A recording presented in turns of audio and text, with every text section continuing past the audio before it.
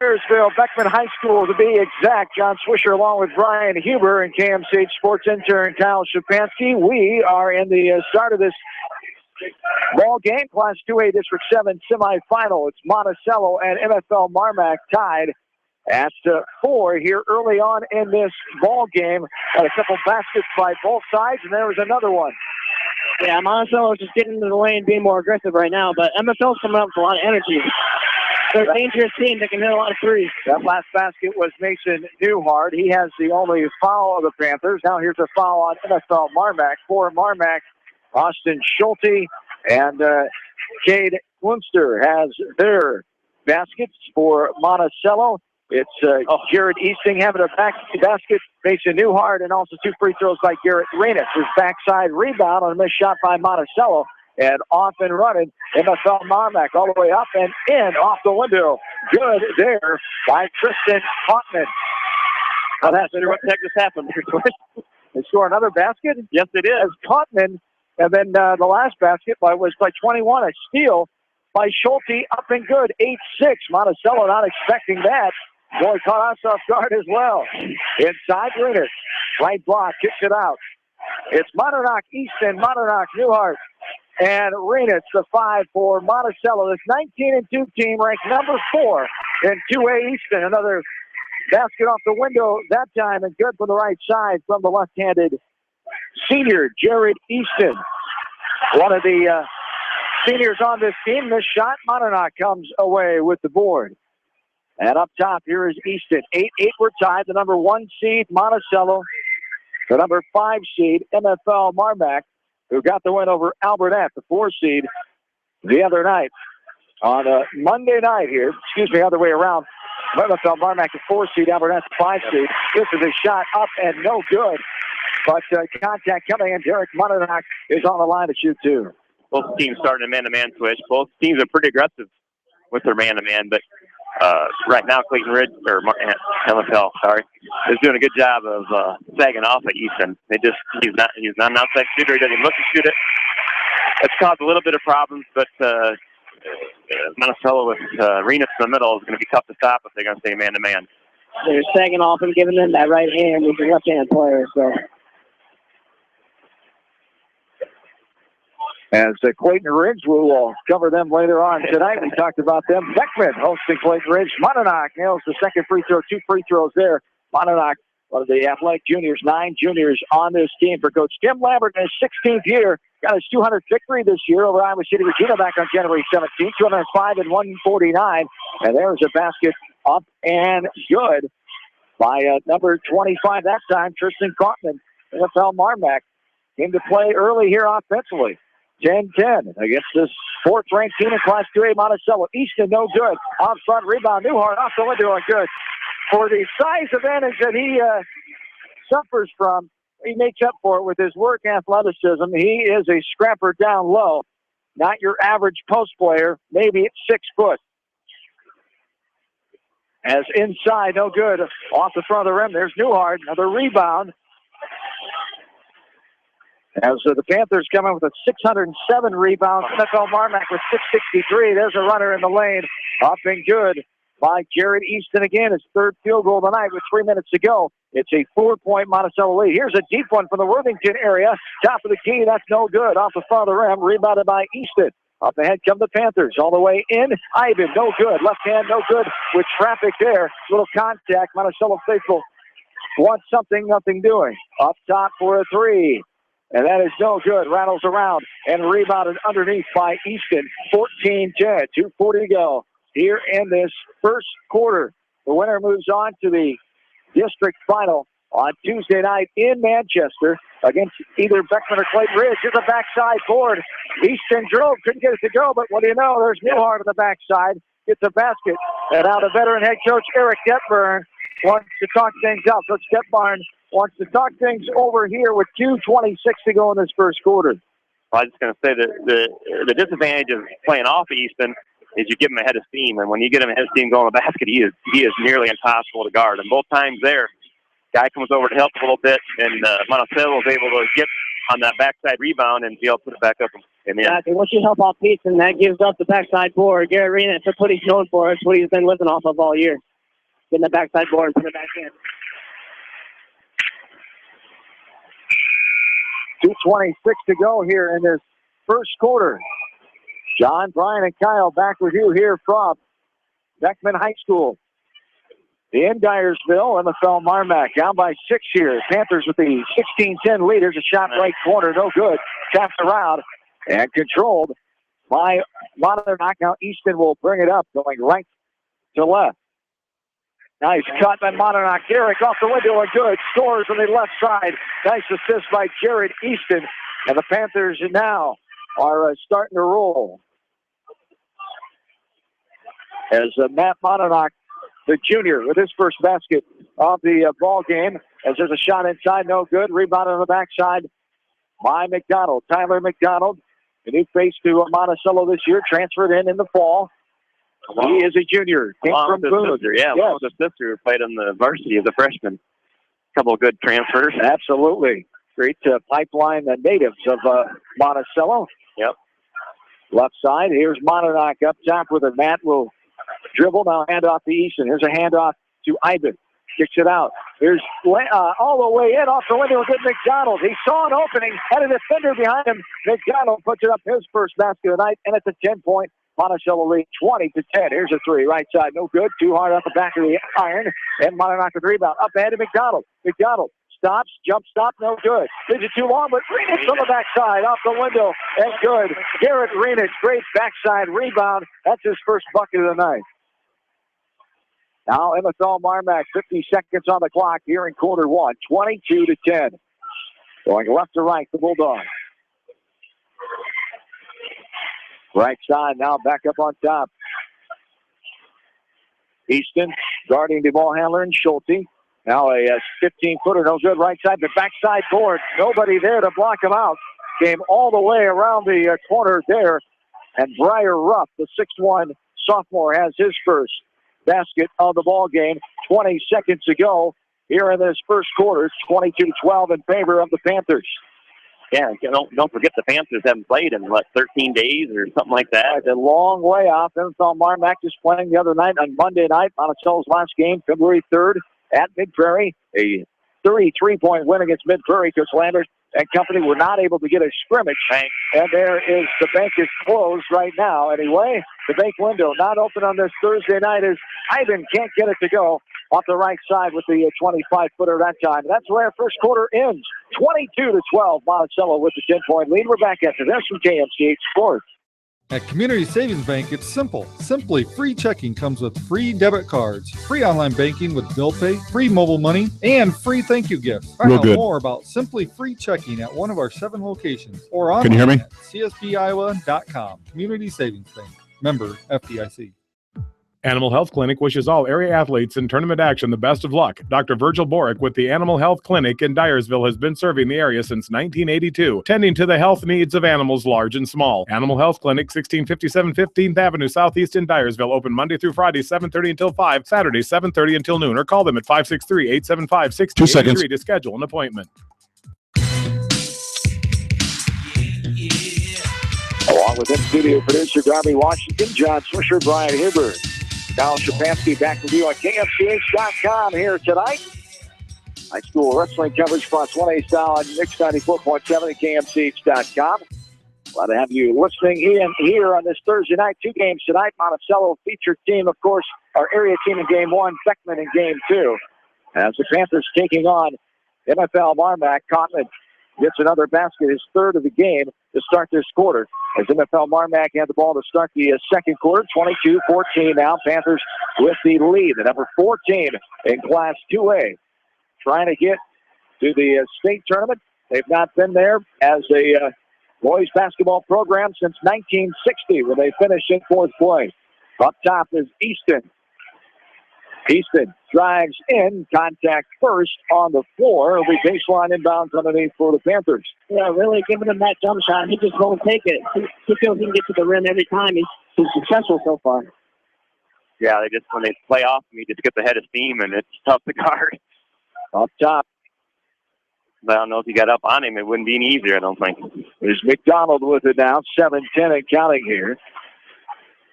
In the second quarter, Easton just dribbling out, letting everybody sit back here. MFL-MarMac not coming to get him now. Houston puts it on the floor, drives left side. This one's knocked out of bounds. It'll stay.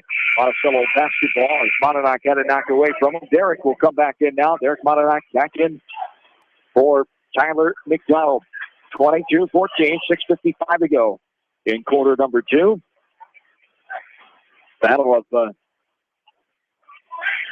18-3 Clayton Ridge and 14-8 Beckman coming later on. Nice backdoor cut. Monadnock off the window. A good foul. 3-point play opportunity for Derek Monadnock after his first bucket for the ball game. That's that old high post backdoor post go to the elbow, run the wings to the basket, little bounce pass, little Princeton action, and one. The reason I said geez, the guy was holding him all the way through and held him all the way up to a layup, and then they finally called the foul. But it sounded like an offensive line too. Yeah. As Monadnock makes his third free throw, 3 free throws of the night here for Monadnock. And it's a 25-14 lead. Deep 3 there from the Cascade area. No good. Off the back of the rim. Rebounds out left side to Easton. Easton bringing the ball up. Slow left-handed dribble over the timeline. It's Easton, Matt Monadnock, Derek Monadnock, also Mason Newhart and Garrett Reina. The 5 for the Panthers up top. Monadnock, Derek can't get it to go off the left side. Newhart taps it to himself, trying to save it in bounds. Couldn't on the end line. And we go the other way. Nice job of MFL. Switching a couple screens there and getting up on the shooter. He's still got a good look at it. 25-14, 6:10 to go here in the second quarter. It's Class 2A District 7 semifinal. This one's batted out of bounds on the baseline by Derek Monadnock as Munster tried to make a move with it. Bulldog basketball on the baseline underneath. Switch the difference tonight than Monday night for MFL. They're just not getting. They're getting the look of the 3-point, but they're not getting a wide open look. They're a lot more contested, and Monticello's done a nice job of stretching them out a little bit. They know they're going to have to take it inside. They do there. Clunster will go to the line to shoot 2 as Garrett Rainitz picks up his first foul. Rainitz, of course, back after that 8-game suspension. He was back for the Mid-Prairie game, the final game of the year, so he's only got 1 game under his belt. His last game before that was back on January 9th at Bellevue. Let's talk about Mr. Rainitz, the junior, as he tries to help this team make a deep tournament run this year. And both free throws up and good for Munster, and 4 points for him, 25-16, 5:50 to go here in the second quarter. Here's Easton inside the left wing. Steps back, now dribbles in, all the way in the lane. Flips a double team, puts it up, no good. Spun around and popped out the last second, but Easton will go a line to shoot 2. Yeah, it's kind of funny after that. Kalman just kind of looked at the coach and what am I supposed to do? Buddy, I don't know either. I can't help you. Easton's tough with the ball, and you clear it out of side, and one-on-one, I don't know what you're going to do with him either. He actually did a pretty good job on it. The 5th team foul there on MFL-MarMac, second on Munster. Well, unfortunately, I've been in that situation lots of times where I'm facing somebody and I know I can't guard them. Back up and don't let them break your ankle. Yeah. Up and good for Easton. The only good thing, Switch, I always thought they at least had to come on the other end and guard me. That's right. As there's a left corner 3. Got it to go by number 23. That's Hertramp. As Mason Hertramp gets his first basket of the game, it's a 3 with 5.5 to go in the second, 27-19. Inside, Monadnock off the window. Nice cut again. Newhart with the assist, baseline by Derek Monadnock, his second field goal of the night. He's got 5 points in this quarter, 7 for the ball game. 29-19, back to a 10-point lead. Up and no good in the middle of the court now, fighting for the rebound was Tristan Cotman, and he'll be fouled by Monticello. The 3rd team foul, the Panthers, they call it on Newhart. That'll be his second. Yep. Coach Lambert letting him play through it here. Inside, turnaround jumper, put up no good off the front of the rim by Greener that time. Austin Greener, a 6'2 senior. 7 seniors on this roster for MFL-MarMac. No juniors, 4 sophomores, 1 freshman, 12 on the roster. For the Panthers, 6 seniors, 9 juniors, 1 sophomore, 16 on their roster. Eric Detmarn, lots of history, 5 state appearances, no titles. There's a three right side. Got it to go by Derek Monadnock. He's starting to light up. He's got 8 points now in the second quarter, 10 of the game, 32-19. Here's a three. Wide open, right side. Dances around the rim and bounces off the left side. Rebounded by Newhart. Easton puts it up ahead to Monadnock, the hot hand. He tries to throw it across the baseline. It's going to be knocked out of bounds. There was some contact there. The student section makes some moves and odds. Nothing doing as McDonald and Easton come back in here. So it's Easton, McDonald, Rainitz, Monadnock, and Monadnock. Inside pass to Rainitz. He fights hard. Up and good by Jared Rainitz. His second field goal tonight, 6 points. Coach Stepmeyer wants a full timeout. We'll take it with him. The Panthers starting to pull away. 34-19, 4:18 to go in the second. Back after this from KFC Sports. Rife Funeral Home is proud to support all area athletes and coaching staff and wish them continued success in tournament play. They realize the hard work and dedication it takes in the classroom and in the gym. Rife Funeral Home with locations in Dyersville, Farley, Epworth, and Cascade. Jay's Auto Supercenter on the Greater East End of Manchester has quality pre-owned vehicles, great financing options, and a full-service department, body shop, and detail department. See their full line of vehicles online at jsautosales.net. At Jay's Auto, customer satisfaction is their #1 priority. Northeast Iowa Telephone wishes all the area athletes and coaching staff continued success. Good luck from everyone at Northeast Iowa Telephone Service, your sight, sound, electronics connection, and Verizon Wireless agent on South Franklin Street in Manchester. You're on. Back into Dyersville, Beckman High School to be exact, 4:18 to go. Here in the second quarter, 34-19, Panthers have the lead, number 14 in Class 2A. John Swisher, Brian Huber, Kyle Shapansky along with you tonight. For this one, we'll have the second game as well. Beckman taking on Clayton Ridge. Driving in, little head fake up and dances around the rim, out the backside, swatted away. Last touch by MFL-MarMac. The Panthers will get it going back the other way. Offensively, Monticello coming in, scoring 58 points a game.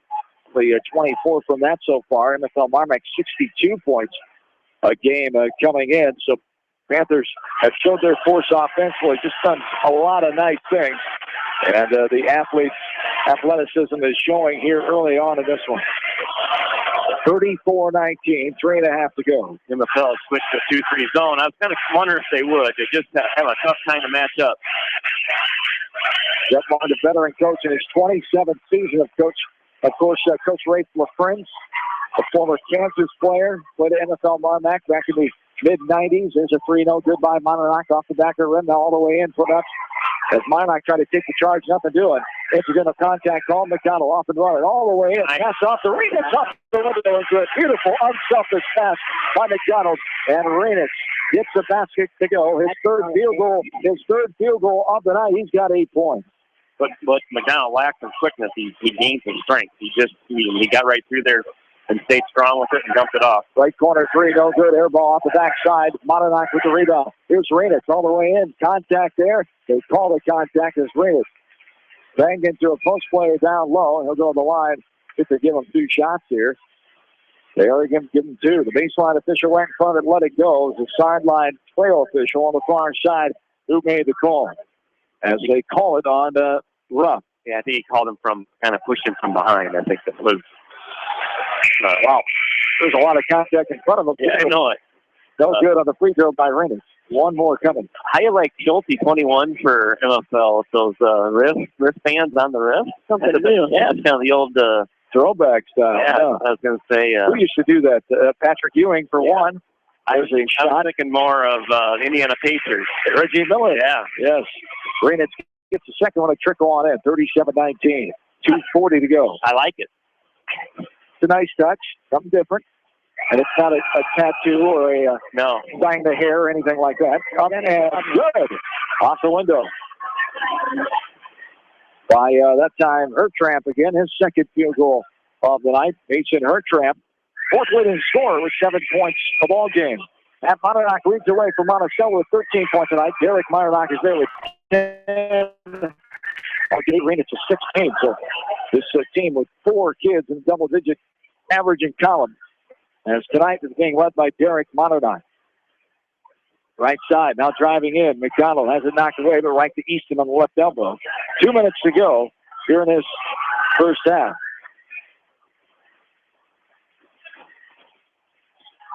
Now all the way in, McDonald puts it up. The travel called first. Work contact, but the travel occurred first. Shuffled of the feet, says the baseline official. And we go back to the Bulldogs. Yeah, Quick Limber didn't like that. He had all kinds of options there. McDonald just took it into 3 guys and traveled with it. 1:40 to go. Here's a drive all the way in. That was too easy.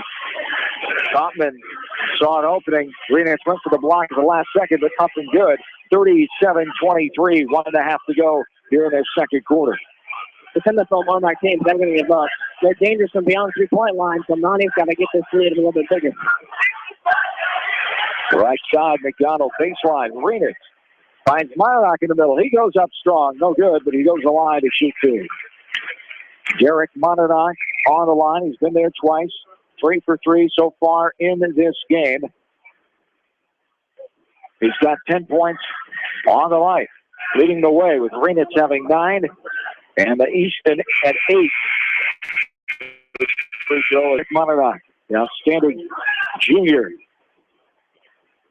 9 juniors on this team for Monticello. Had a sensational season, best season since that 21-win campaign a couple years back. They got beat in the district final by North Cedar.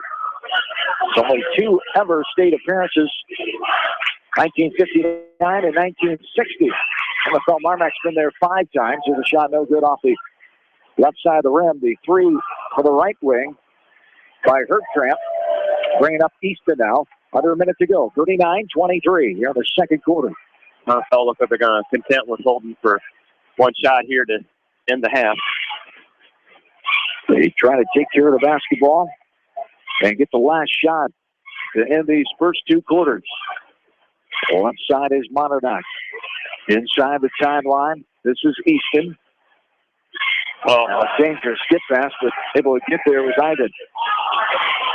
To Easton, 25 seconds ago. Panthers let the time tick down here with a 16-point lead. 39-23. They led by 10 at the end of the first quarter, 22-12. Now Ivan, skip pass to Monadnock. Back to Ivan. 10 seconds and counting here on the clock. And there's a foul. Wow, went for the steal. Got the foul call at Coutman. And what do you know? That'll be shooting. What you want to do there, 1 at the bonus now for Monticello. Yeah, I didn't quite understand that. I think he was just trying to go for the steal, and he was way too aggressive. Yeah, down 16. And the free throw, and not the guy you want to foul either. He's 3 for 3 now tonight. 1 more coming for Jarrett Easton.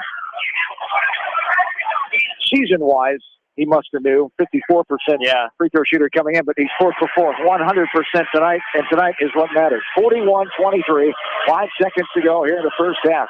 MFL-MarMac going for 1 more shot inside off the window. Avoids the contact with Easton trying to come block it, and he missed the layup. Monadnock now did get it off high off the window. No good. That's the way our first half comes to a close. Monticello playing well on the road tonight. They lose by 18 at halftime, 41-23. We'll take a break, add up the numbers. We're back after this from KMC Sports. Hi, this is Jamie Vaskey at Don & Walt LLC, your independent Lennox dealer in I'm going to run out to my car. I'll be right back in. You to plan ahead. Have us check your heating or air conditioning unit before you need it. For residential or commercial plumbing and heating needs and top quality Lennox furnaces and I'm going to run out to my car. I'll be right back. Don & Walt LLC on East Main Street in Manchester. Or give us a call at 927-2230. I am going to run to my car. I will be right back. Specializes in residential, commercial, agricultural, industrial, and aerial work. They sell and service Generac generators and renewable energy systems. When you need electrical sales and service, call the experts at Wolfpool Electric, 563-922-2395. Hillside Manufacturing is your small machine shop on Campo Road in Delhi. Hillside Manufacturing specializes in boat docks, metal fabrications, custom powder painting, and manufacturing. They wish all area athletes the best of luck in tournament action. Viafield is your headquarters for all your seed, chemical, and fertilizer needs. They have professional service and quality products needed to bring the best crop to market. Viafield, providing growth opportunity for 18 locations across northern Iowa and southern Minnesota. Come to the newly remodeled Heights Supper Club in Monticello. Hours are Monday through Thursday, 5 p. to 9 p. Friday and Saturday, 5 p. to 10 p. and Sunday, 8 a. to 8 p. Enjoy their all-you-can-eat cod, catfish, or shrimp special on Friday, prime rib or butterfly shrimp on Saturday, or their breakfast or brunch buffet on Sunday. See you at the Heights Supper Club in Monticello. Von Barron Excavating Incorporated congratulates all area athletes and coaching staffs on a winning season and wish them continued success in tournament action. Von Barron Excavating Incorporated in Olin is serving all of your grading and excavating needs where quality and integrity go hand in hand. Lens Collision Center is proud to be a sponsor for all area athletes in tournament action. Lens Collision understands all the dedication and determination it takes for a successful season. For all your auto body collision repairs, call Chris Lenz at Lens Collision Center in Manchester. Brown Sales and Leasing in Elkader wish all area athletes and coaching staff continued success in tournament action. They realize the hard work and dedication it takes in the classroom and the gym. Good luck from everyone at Brown's Sales and Leasing, your hometown dealer, wherever your hometown may be. The Eastern Iowa Shopping News and the Dyersville Commercial recognize the hard work and dedication of all area athletes. Check out the weekly sports section in the commercial for scores and information. The Eastern Iowa Shopping News and Dyersville Commercial, supporting your communities. If you're shopping for a subcompact tractor, shop the Mahindra Max first at Fenton Repair LLC. Mahindra has a 5-year warranty. Add it all up, and you get the world's #1 selling tractor, Mahindra. For more information on Mahindra, stop in or call Dave at Fenton Repair, located along Highway 13, north of Strawberry Point.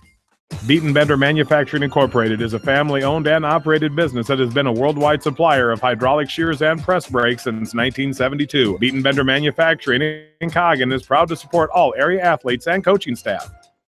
Best of luck to all our area athletes, teams, and coaches from your tax professionals at H&R Block in Manchester. This is refund season, and nobody gets more of your money back than Block, guaranteed. Get your billions back, America, based on maximum refund guarantee. Not everyone gets a refund. For details, visit H&R Block at 1208 West Main Street, Manchester.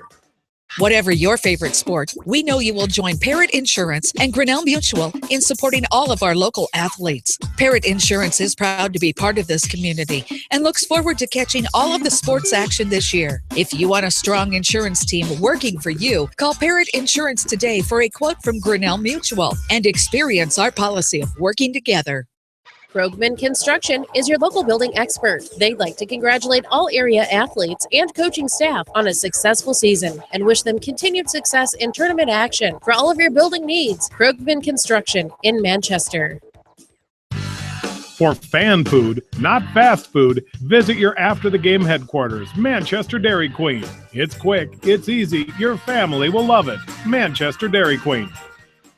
Phil and Angela with Russell & Russell Insurance in Anamosa wish all area athletes and coaching staff continued success in tournament action. Just like all coaching staff, Russell & Russell Insurance can come up with a winning plan that's just for you. Good luck. From Phil and Angela with Russell & Russell Insurance in Anamosa.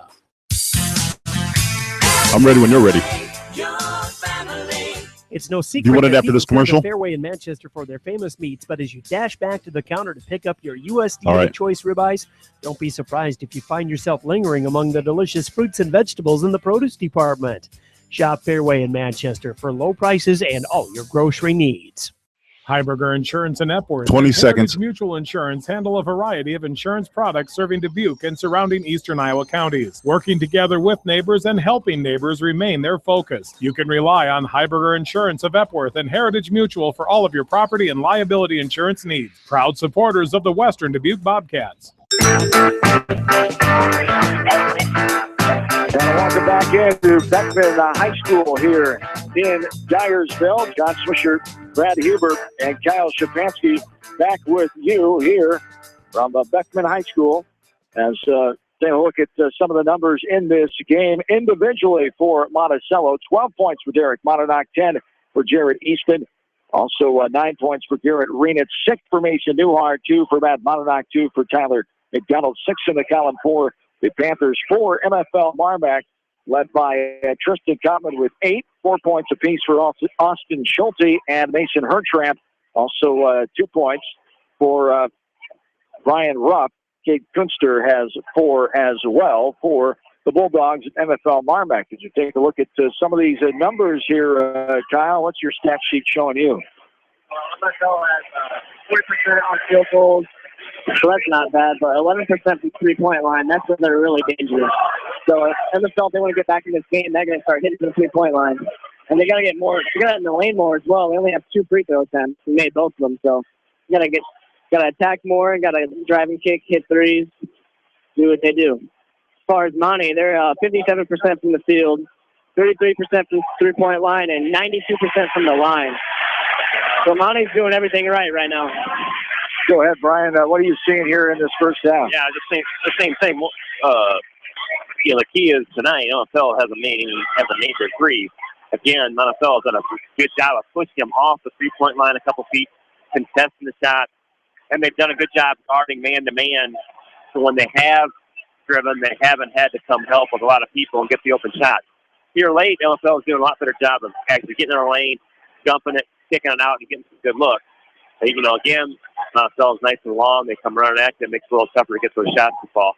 As far as MFL, probably second half, you probably might have to come out and try to be a little more aggressive, either in the half court or some kind of trapping, or MFL will be content with coming down, running their stuff, and just taking wide open shots. You got to somehow try to get them to play a little faster. It was back and forth early on. Monticello jumps out to a 10-point lead, 22-12. At the end of the first quarter, they outscored the Bulldogs 19-11.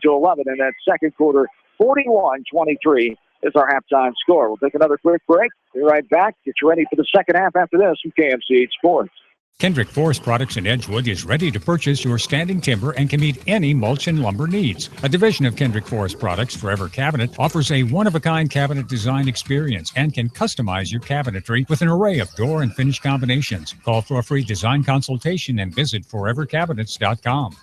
Head to Fireside Pub and Steakhouse before or after the game or anytime, featuring steaks, seafood, pasta, sandwiches, and even fresh-made pizza. They say it's the best around. Visit them on the web at firesidemanchester.com for a full menu and special offers. For all of your auto, home, health, and life insurance needs, it's American Family Insurance Tad Mormon Agency on East Main in Manchester. Best of luck to all the area athletes and coaching staff from American Family Insurance Tad Mormon Agency in Manchester. Your dream is out there. Go get it. They'll protect it. Leonard Muller Funeral Home and Crematory wishes all the best to the athletes and appreciates their hard work and scholastic efforts throughout the year. For personal, caring service, Leonard Muller Funeral Home and Crematory in Manchester, Edgewood, and Strawberry Points. All Seasons Auto Body in Monticello specializes in body repair and painting on all makes and models. All Seasons Auto Body offers free estimates and reasonable rates. Open Monday through Friday and Saturdays by appointment. Best of luck to all area athletes in tournament action from All Seasons Auto Body in Monticello. Just like a great coach, State Farm agents like me, Julie Smith, can help you develop a game plan for your insurance needs. Whether it's car, home, life, health, or business insurance, I can dig into the playbook and help you find the affordable coverage you need. For all your insurance needs, call on a winning team, the Julie Smith State Farm Agency in Manchester. Easy Pickens, Quick and Handy, and McDermott Oil are the home of Godfather's Pizza and wish all area athletes and coaching staff continued success in tournament action. Get your Godfather's Pizza at Easy Pickens in Manchester, Quick and Handy in Lamont, and Epworth, and McDermott Oil in Cascade.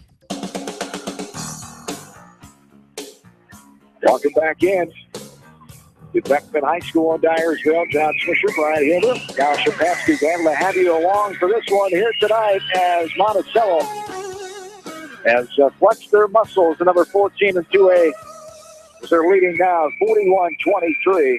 Trying to get themselves to that district final Tuesday night at West Delaware High School in Manchester. Here's the ball batted around as the Panthers got it, going left to right to start. Then a jump ball called as Newhart came up with it. But just before that, a jump ball called as he was tied up with the Bulldog, and we go back the other way. MFL started man-to-man there, and very first play, the Panthers run is that little back door, and they actually did a nice job shutting that down and made him go from there. 7.5 to go here in the third quarter. Right side, Schulte, one of the seniors, three, no good. Too hard off the front of the rim, but getting that rebound is Flunster. And MFL-MarMac will set it up again here. Driving in, left side, pass to the baseline, stolen away by Easton as he gets to the minor knock. Another MFL turnover. Just haven't had too many, only a couple in the game. Feel like they've had more than that, but they've done an all right job taking care of it. Panthers have just done a pretty good job on offensively, consistently here in that first 2 quarters. And Kushner was in foul trouble the first half. So he had 3 fouls, and that definitely hurt MFL. Up and good. Driving on the right side that time, Jared Easton with the bucket. He hasn't had a field goal since the first quarter when he had 3. He's got 12 points now on the night. Driving all the way in, right side, putting it up and no good off the front of the rim. Easton with the rebound. As Easton now will bring it up going left to right. 43-23. 6.5 to go in the third. Up top, Easton. I'm going to send it right side. Little jumper, 15-footer. That's no good by Modernock, but the rebound right there turned out to be a good pass. Newhart caught it in the baseline. I don't know how many rebounds Newhart has, but he can't afford second he's got 3 or 4 offensive rebounds for sure. Inside, short corner, now dribbling it out, left wing. Newhart will dribble it out, little handoff to Easton. He drives, cleared out of the left side, nobody over there, and Easton just makes it look easy all the way in off the left side. Yeah, he's just blowing by his guy anytime he wants, getting in the lane. Now here's a jumper from the right side, that's no good. Pops around, spins out, last touch by the Bulldogs. That's the shot by Tristan Kaufman. 45-23. Panthers with the lead, 5:45 to go here in the third quarter. And we were talking about there at half a little bit, we're off the air, that Kaufman is put together. He's a sophomore. He's a nice, solid player. Mature. Knows how to play the game. Yes, he is. MFL-MarMac, lots of history, as we've talked about. They've been in the sub-state finals the last 2 years. Lost to Cascade last year. They beat Cascade their last time to the state tournament in 2013. And they're at the state also in 2012. 30-second timeout. Coach Lambert wants to discuss some items here with a 45-23 lead. We're back after this from KMCH Sports. Tucker's Tavern in Anamosa is the gathering place for homemade pizza, nachos, and chili to take the chill off after or before the games. Alumni Teresa, owner of Tucker's Tavern, wish all area athletes and coaching staff continued success. Good luck from Teresa and the staff at Tucker's Tavern in Anamosa. At Three Rivers, our customers come first. Your business is very important to us. Our goal is to provide you with the best products and service that you have come to expect from Three Rivers. Visit our website at threeriversfs.com or the location nearest you. Three Rivers, your partner in growth solutions. Back in the Beckman High School. 45-23 Panthers. Monadnock left side. There's a reach as Newhart is going to get the ball on the left wing. And the reach and foul call from behind on Adam Greener. It'll be his first. His second, I should say. Team number 1 here in his second half. 45-23. Rainitz now. Nice. Right side. Newhart. All you had to do was go up with it, avoid the defender with a block and off the window and good. They're making it look easy here. The Panthers rolling offensively. Rainitz is a nice passer. You know, he sees the floor well. If he doesn't have it, he looks to give it up. And Monticello, all very unselfish. That's what's needed. That's what Coach Lambert company love about this group. Shot no good. Renitz got it. And then from behind, Bulldog came and knocked it away from him, but it went out of bounds. So we'll stay with Monticello going left to right as Nathan McLaughlin comes in for the first time. 47-23, 4:45 to go here in this third quarter. MFL a little bit of man press, it looks like here. I kind of suspected you're down this. You got to try to push the pace of the game. Easton, left side, driving baseline. It's poked away, and it will stay. Panther basketball. Baseline inbounds underneath, going left to right. 47-23, 4:35 to go. The Panthers coming in on a 6-game win streak. MFL-MarMac played a 3A school, but Cora, right before the postseason started, lost to them by 15 points, and then beat Alburnett 71-55 on Monday night here, the first game of the doubleheader. Second one, of course, saw Beckman beat Anamosa by 3 in overtime. This one tapped around and a shot by Renitz, and now Matt Monadnock will take it out and set it up. He hands it off to his brother, Matt. Matt drives all the way in. Nice pass, baseline. Renitz fights through the traffic there, put it up, no good. But coming away with the ball is McLaughlin. Renitz all over him there. As McLaughlin getting away with throwing the elbows just a tad. Of course, it's a violation. The official didn't see it there, but a violation if you're throwing elbows and a tee if you make connection with another player all the way in. No good off the left side. And Easton, right time, right place. Found the ball underneath the hoop. And 3.5 to go here in the third, 47-23. Driving in, this is Easton. Pass to Renich, couldn't handle it properly, so he kicks it back out. Monadnock, now Easton right wing. Panthers outscoring MFL-MarMac 6-0 here in this third quarter. Bulldogs have still not scored in this third quarter. Up top is Newhart. Monadnock driving in. Contact there, nothing doing. He's able to keep it up on the floor. He put the ball on the floor. Some of the fans on the far side wanted to travel, but I thought he got rid of it. Yeah, like he's falling, he was still dribbling, so that's what was okay. Right side, Easton looking. Now back up on top with him.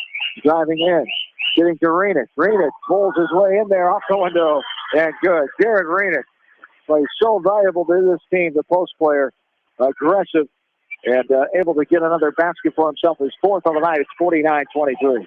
MFL is just looks a little worn down here. Everything's going in the lane for Monty.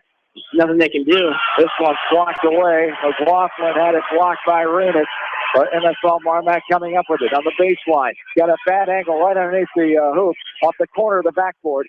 And Renich gets the rebound. So Monticello continues to do good things here. 8-0 run in this third quarter. MFL-MarMac still hasn't scored. 49-23. It's bad away from behind Easton. Renich gets it right in front of the Panther bench. High out top. Now Easton has it. 2 minutes and counting here in the third. 49-23. Monadnock, right side, Easton. Now Matt Monadnock passes it back up. Easton inside to Newhart. He'll give it right back to him. Just under 2 minutes to play. Here, let's squash 2A District 7 semifinal. Nice runner in the lane, putting it up. Easton.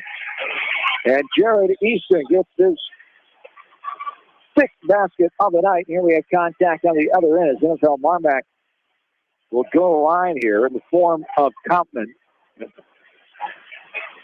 As they call the foul on Monadnock. Yep, Matt gets his first, team number 1 here in the second half. Up and good. The free throw, one more coming for Kaufman. He's 9 points now. Kaufman, the leading scorer with 18.8 tonight. Is an 84% free throw shooter. Monadnock Matt always gets the other team's best player.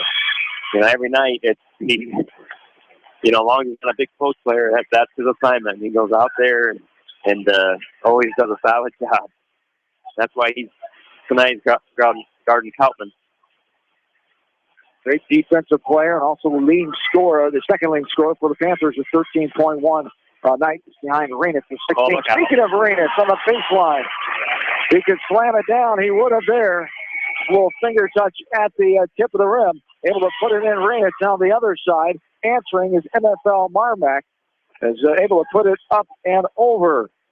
Renich is Kaufman for his 5th basket. 53-27 here. Minute to go in the third quarter. Easton left wing. Right-handed dribble, hand it off to McDonald.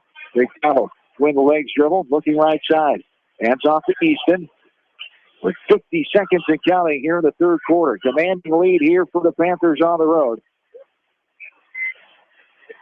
Try to advance on to the district final. Either third in a row as they were defeated by Cascade and Epworth last year. Up top. This is Monadnock with 25 seconds to play. Looks like they're going for one shot again. Controlling the end of the quarters is a big thing in a basketball game. There's a reach in too much by Ruff. Briar Ruff gets the reach in foul, his second. Monticello will reset it, take it out of bounds right in front of the scorer's table, going left to right. 53-27, 19.4 the clock here in the third.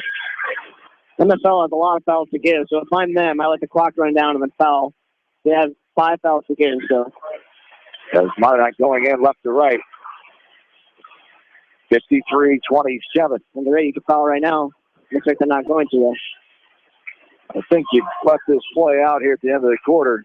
Nice. Just try to get a turnover like that. Kaufman now throws it away after getting the turnover.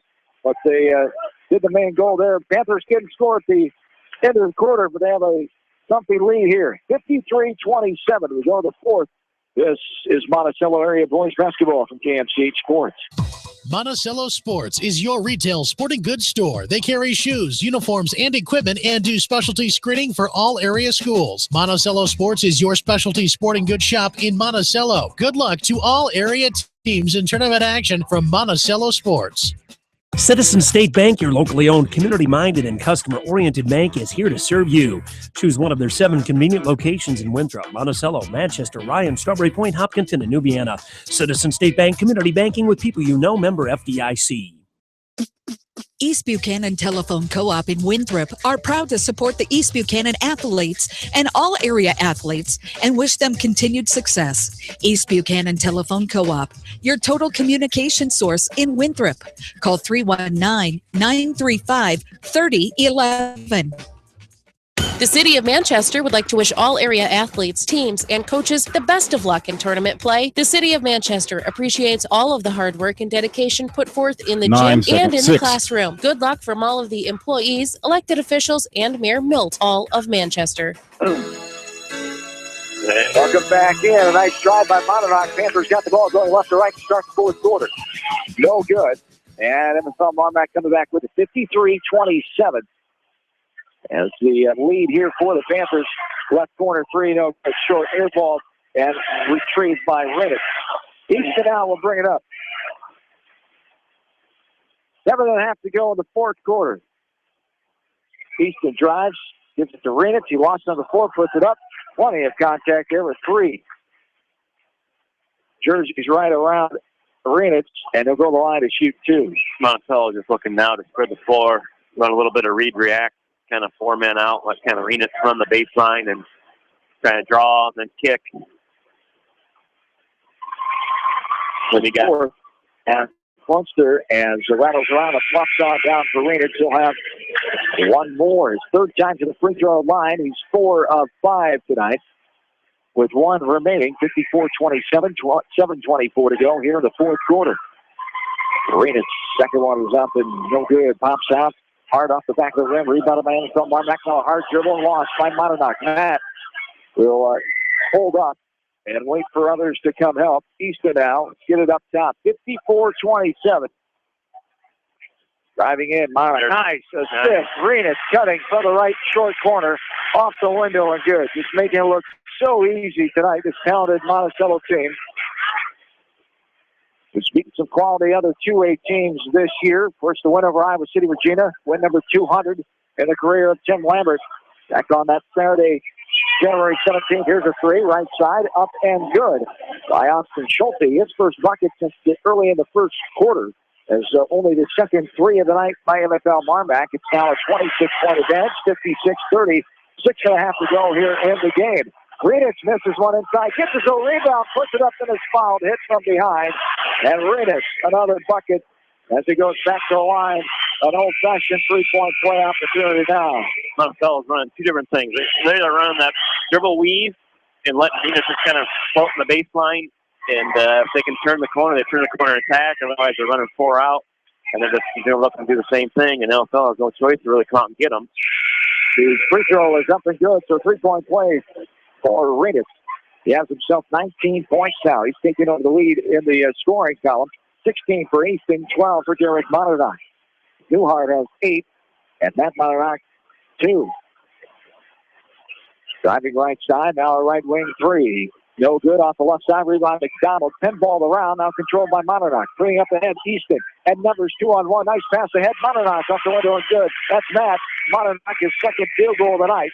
And the offensive train continues to roll easily here for the Panthers. 61-30, a hard foul. Some contact there, and coming down hard on the baseline was Matt Monadnock as he gets up with help from Tyler McDonald. He appears to be okay as the pushing foul called on Nathan McLaughlin. Wow. Parents are sitting right in front of us. That checked his mom for heart attack.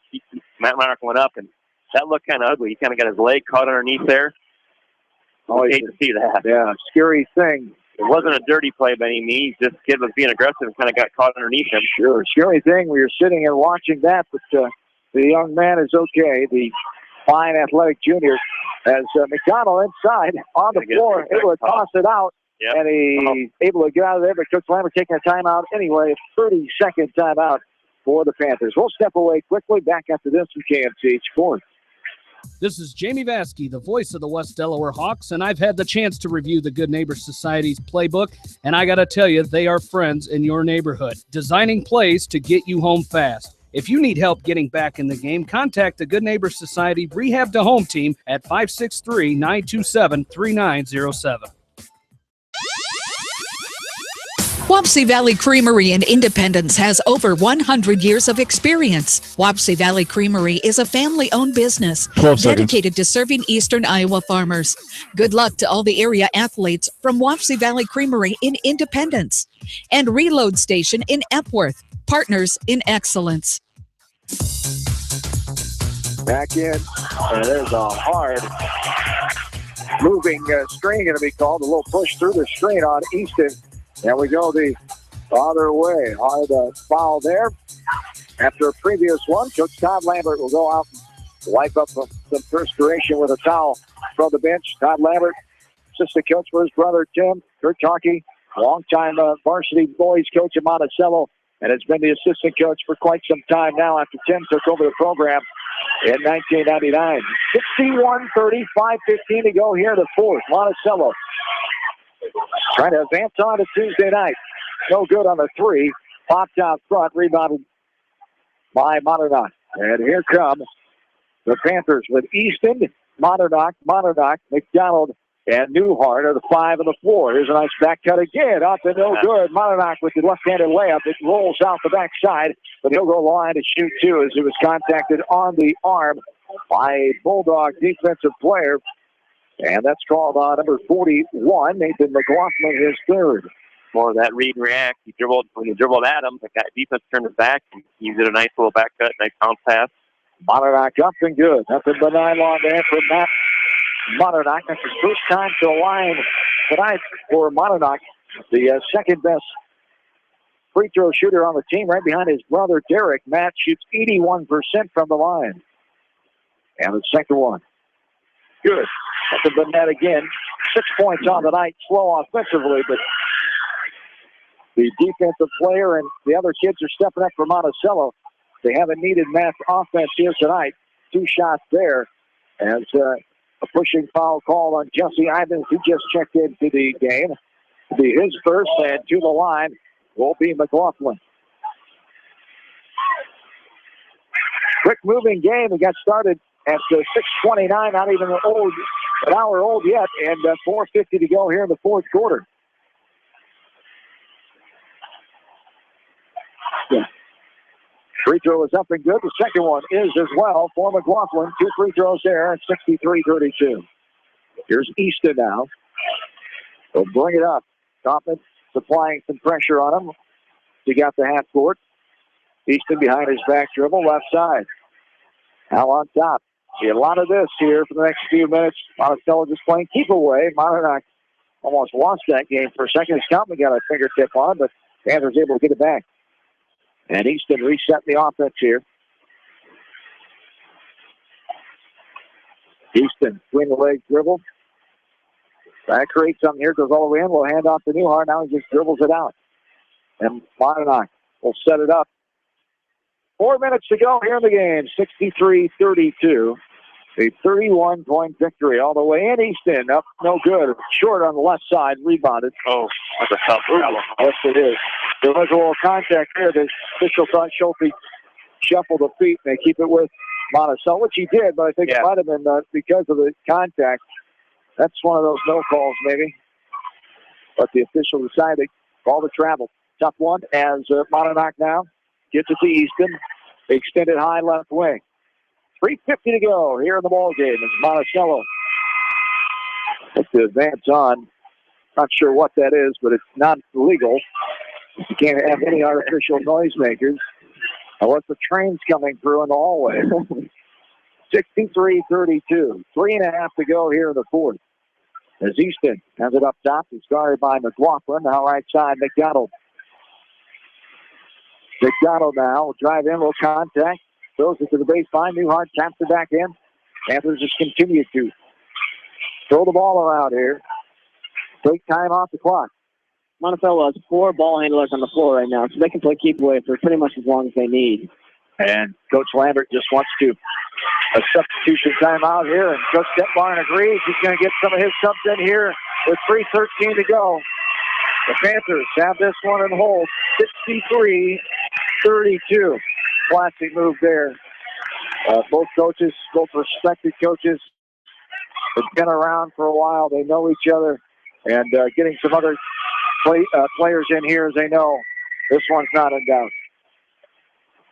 McDonald is still in there. Coming in with him, number 22, Justin Dirks, a senior, as Ivan stays in.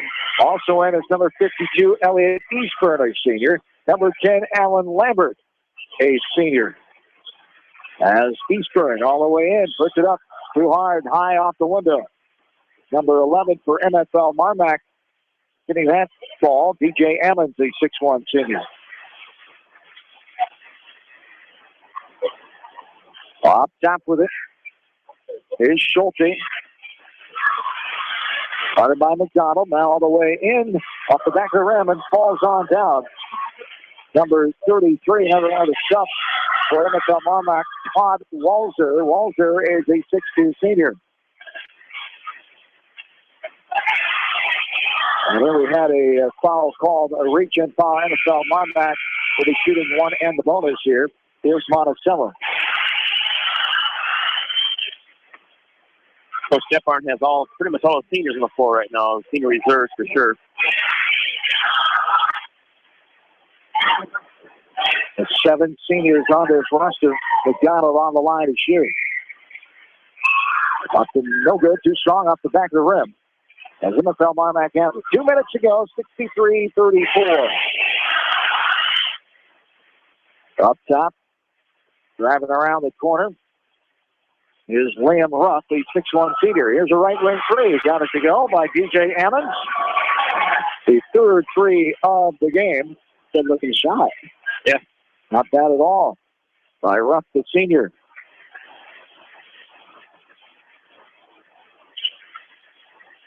Now Monticello has it up top, the form of McDonald.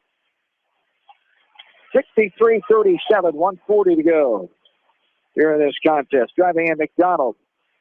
Plays through the contact, off the window, and good. Tyler McDonald, his 2nd field goal of the night.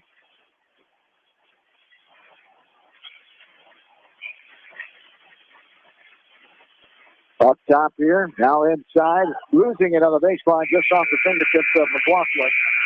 65-37. Now number 20, Donovan Raker, the senior, is in there for Monticello. Another one of the seniors getting some playing time here late in this game. Also, Desiree Fasnox, the senior on the far side, came in. Now here's a foul called. Alan Lambert, no relation to Coach Lambert. No relation. Gets to go to the free throw line. Couple Lambert in that Monticello area. Lambert families, I should say. More than a couple Lamberts. As there is a shot no good by Lambert. Off the right side. It's lost by Fasnox out of bounds. It'll be Bulldog basketball. 65-37. Beckman. And at Clayton Ridge coming up here later on tonight, up to 25 minutes after we get done with this one. With a minute to go in the game. As slated for 8 o'clock, we'll see how early they will start. It's only 7:31 right now, so this game only an hour and 2 minutes old. Quick moving contest here tonight. Got started at 6:29. Here's a right wing three. No good. Too strong at the back of the rim. Fought for on the baseline. Retrieved by Hammond. Now here's a shot, no good off the front of the rim. Rebounded inside. Put up, that's no good. Lambert tracked it down on the baseline. Now a reaching foul called on Schulte. See, brought Schulte back in, but I think he's trying to bring him in so they can get some shots for some of the other seniors. He's really not looking to score. Sure. His passing skills as to the line is Lambert again to shoot. I'm not sure how many kids that Coach Lambert has down there, but I don't know if he's bringing them out of the crowd, but he's like about 20 kids to play tonight. The roster is packed with 16, and they've all been in now. Let's see who else we got there. Number 5, Noah Steiner, a junior. 6'6" junior, no less. No good off the right side. Rebounded by MFL-MarMac. Number 34, Clayton Lovin, a junior, is in there. Number 32, a junior, Jacob Bergman, is in there as well with Lambert and Rinker. There's a foul call there on Lambert. They will be shooting here. 2 for Schulte. This is the first one. First time at the line tonight for Austin Schulte. Second leading scorer coming in with 14 a game. 7 points on the night. Second one is good. Nothing but that. And 29 seconds to go left in MFL-MarMac season. The Panthers and their 22nd game will get their 20th win. There is a drive all the way in. It's batted around in Monticello basketball after a steal at half court. 65-38, 19 seconds to go. Still the MFL giving their full effort. Good to see all these seniors playing. Especially these senior substitutes who will play their final game right here. Final varsity basketball competition right here. And this one tapped out of bounds. It will stay Monticello basketball with 7.1 o'clock, 65-38. They lead. Inbounding it here for Monticello is Bergman, the junior. Now Lambert is pushed at the timeline. It does come a point where you stop fouling, even though you're playing hard, but we're not there yet. 2.8 to go, 65-38. Lambert on the line to shoot. Maybe he worked out a deal with that MFL-MarMac player. He wants to get a free throw here. He's been 0 for 2 so far. Trying to get one to fall. The 10th team fouls it up, 2 shots, no good. Spins around, hops out the left side. Maybe you should try left-handed. And now 1 more to go. Jerry West up there. I think he'd appreciate that. Oh, Hank Gallagher. Up and nothing but that. I'm not sure how that went in. Didn't look like it got above the rim. Or Lambert, whatever works, yeah. 2 seconds. And desperation, 3/4, no good. 66-38 to score. Monticello controls MFL-MarMac here tonight. And they move on with their record of 20-2. They end the Bulldog season at 13-10. We'll come back, take a quick look at the numbers, and get ready for the second game. Beckman and Clayton Ridge. We're back after this from KMC Sports. The Edgewood Reminder is proud to support all the area teams in athletic action and appreciates their efforts in the classroom and during sports. Check out all the sports photos in each week's issue of the Edgewood Reminder. Pete's Small Engine Repair are proud to support all the area athletes in tournament action. For all your small engine purchases, repairs, and rebuilds, call the Small Engine Experts. Pete's Small Engine Repair. Congratulations from Pete's Small Engine Repair in Monticello. TriVet Associates is a mixed animal veterinary clinic with offices in Farley, Dyersville, and Holy Cross. Our 8 doctors serve the Dubuque, Manchester, Guttenberg, and Cascade areas and provide veterinary services to both large and small animals. For more information, find us on Facebook or visit our website, trivetinc.com. Smitty's carries a full line of quality Cooper tires to fit your vehicle and your driving needs. Check out the complete line of Cooper tires, including the CS4. Smitty's, the right place to shop since 1955. Congratulations to all the area athletes on a successful season from everyone at Smitty's and Cooper Tires in Manchester. Edgewood Feed Mill wishes all the area athletes good luck in tournament play. Edgewood Feed Mill, where improved nutrition and modern technology produce healthier food for healthier living. Edgewood Feed Mill, your full feed and grain service and U.S. feed dealer in Edgewood. Whether it's an orthopedic, sports, or occupational injury you are suffering from, Regional Medical Center Therapy Services has you covered. With a customized treatment program, Regional Medical Center Therapy Services can get you back on track in the active game of life. Regional Medical Center, excellence in healthcare close to home. Back into Beckman High School here in Dyersville one final time until we come back ready for that Beckman game. As Green wraps on to this one, Monticello led by Jared Easton tonight in the 66-38 win. Easton had 16. Jared Renitz led him with 19. Easton was second with 16. 12 points for Derek Monadnock, 6 for Matt Monadnock, 8 for Mason Newhart. Off the bench, Tyler McDonald had 4. And at 1 point for Alan Lambert from the free throw line. 7 in the scoring column for the Panthers. They improved to 20-2 here tonight, number 14 in Class 2A. MFL-MarMac ends their season at 13-10. They had 7 in the point column as well. 12 for Tristan Condon. He came in averaging 18, 12 points for him, 8 points for Austin Schulte, 4 points for Kay Klunster, 5 for Mason Hertramp, 2 for Nathan McLaughlin, 2 for Briar Ruff, and 3 for DJ Emmons.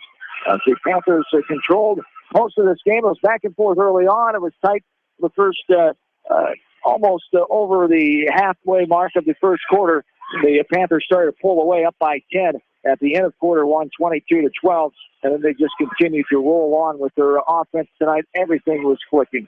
Yeah, like I tell my team, just stay the course, stay calm, and, you come out, both teams are ready to go and make a few baskets. I think Monticello probably was a little rusty. I thought they looked a little bit early. They looked a little, nervous, not the right word, but just not legs underneath them. And, they hadn't played in like 12 or 13 days. Yes. They had a scrimmage, I think, last week, but still not the same. And so I think once they got their legs under them, figured out what Clayton Ridge is doing, they worked the back door, got several easy buckets off of that. And, from there, Monticello just has so many weapons. I mean, it's just any night could be just about anybody and makes it hard to guard. And knocking down shots, main of the game, once Monticello got that offense going, it was tough for MFL-MarMac to stay around at all. Yeah, exactly. Monticello was shooting 61%, and pretty much half those shots being layups, they're tough to beat. And combined with MFL-MarMac going 3 for 18 from 3, I mean, they just didn't really give themselves a chance. Yes, indeed. It's the Panthers move on at 20-2. They'll take on the winner of this one, Beckman Clayton Ridge. Tuesday night in Manchester at Westover High School. We'll be there for all the action here from KMCH Sports. That's going to close it out for game 1. We will send it back to the studio, and we'll come back in a short time and get ready for this one here tonight, Beckman and Clayton Ridge in game 2. Panthers win 66-38, as we'll be back shortly here from Dyersville. You're listening to Area Basketball, KMCH Sports.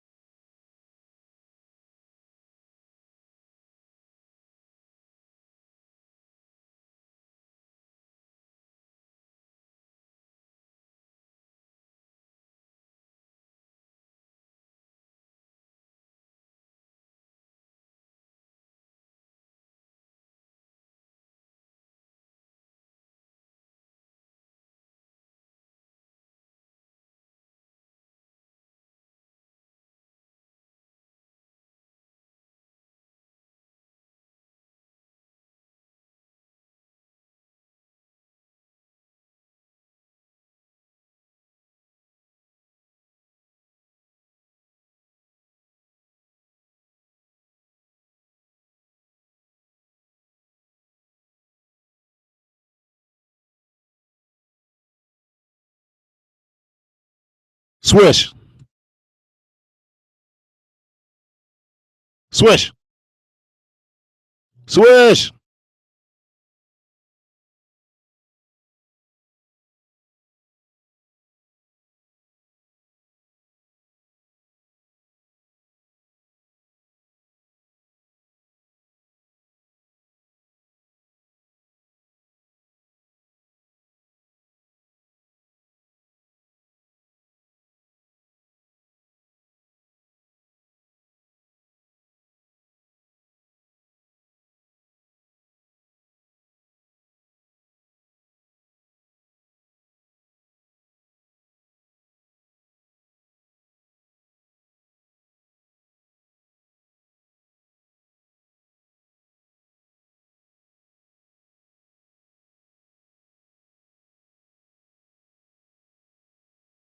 Here.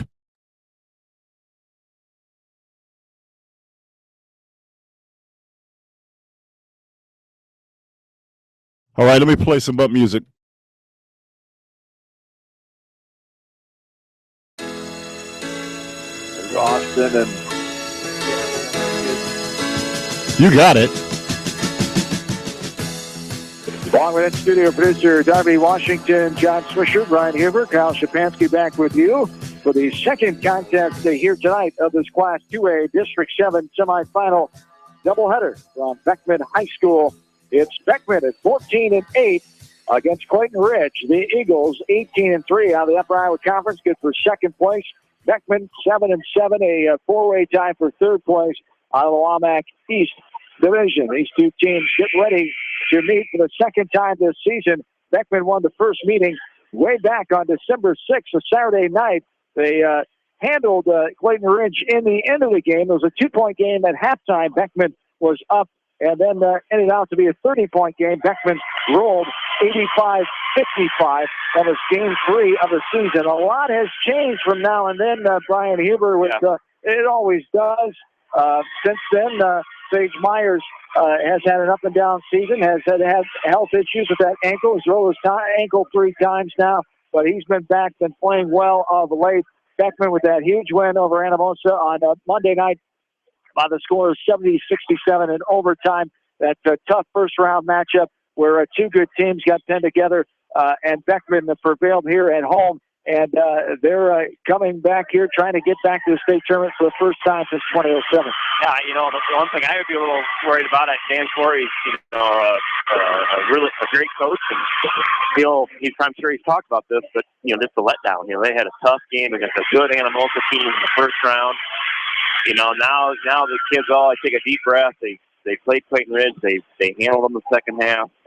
So you got to really worry about that. If the Eagles are able to stick around early and gain some confidence, they could have a dogfight here tonight. Yes, indeed. As Beckman, Coach Corey, with that win the other night, also got career win number 400. He's 400 and 245 now, his 28th season overall. 20th year here at Beckman, 287 and 199. Came here to Beckman in 1995 after being at West Point Marquette. As 4 state appearances for Coach Corey, 5 for the Beckman Blazers. As we get ready here, the introductions being rattled off by PA announcer Beck Willenborg. As fresh 8 minutes on the clock, we get going here after the first game here tonight. A game that took an hour and 5 minutes. Monticello prevailed 66-38. So they will get the winner of this game Tuesday night inside CDF Gymnasium in West Delaware in Manchester. We'll have coverage from that one in one form or another here. Depends on what happens with girls play coming up on Saturday night. So we'll have coverage from Manchester on Tuesday night. Cascade hosting North Cedar in Cascade tonight. We'll try to get you score updates of that ball game.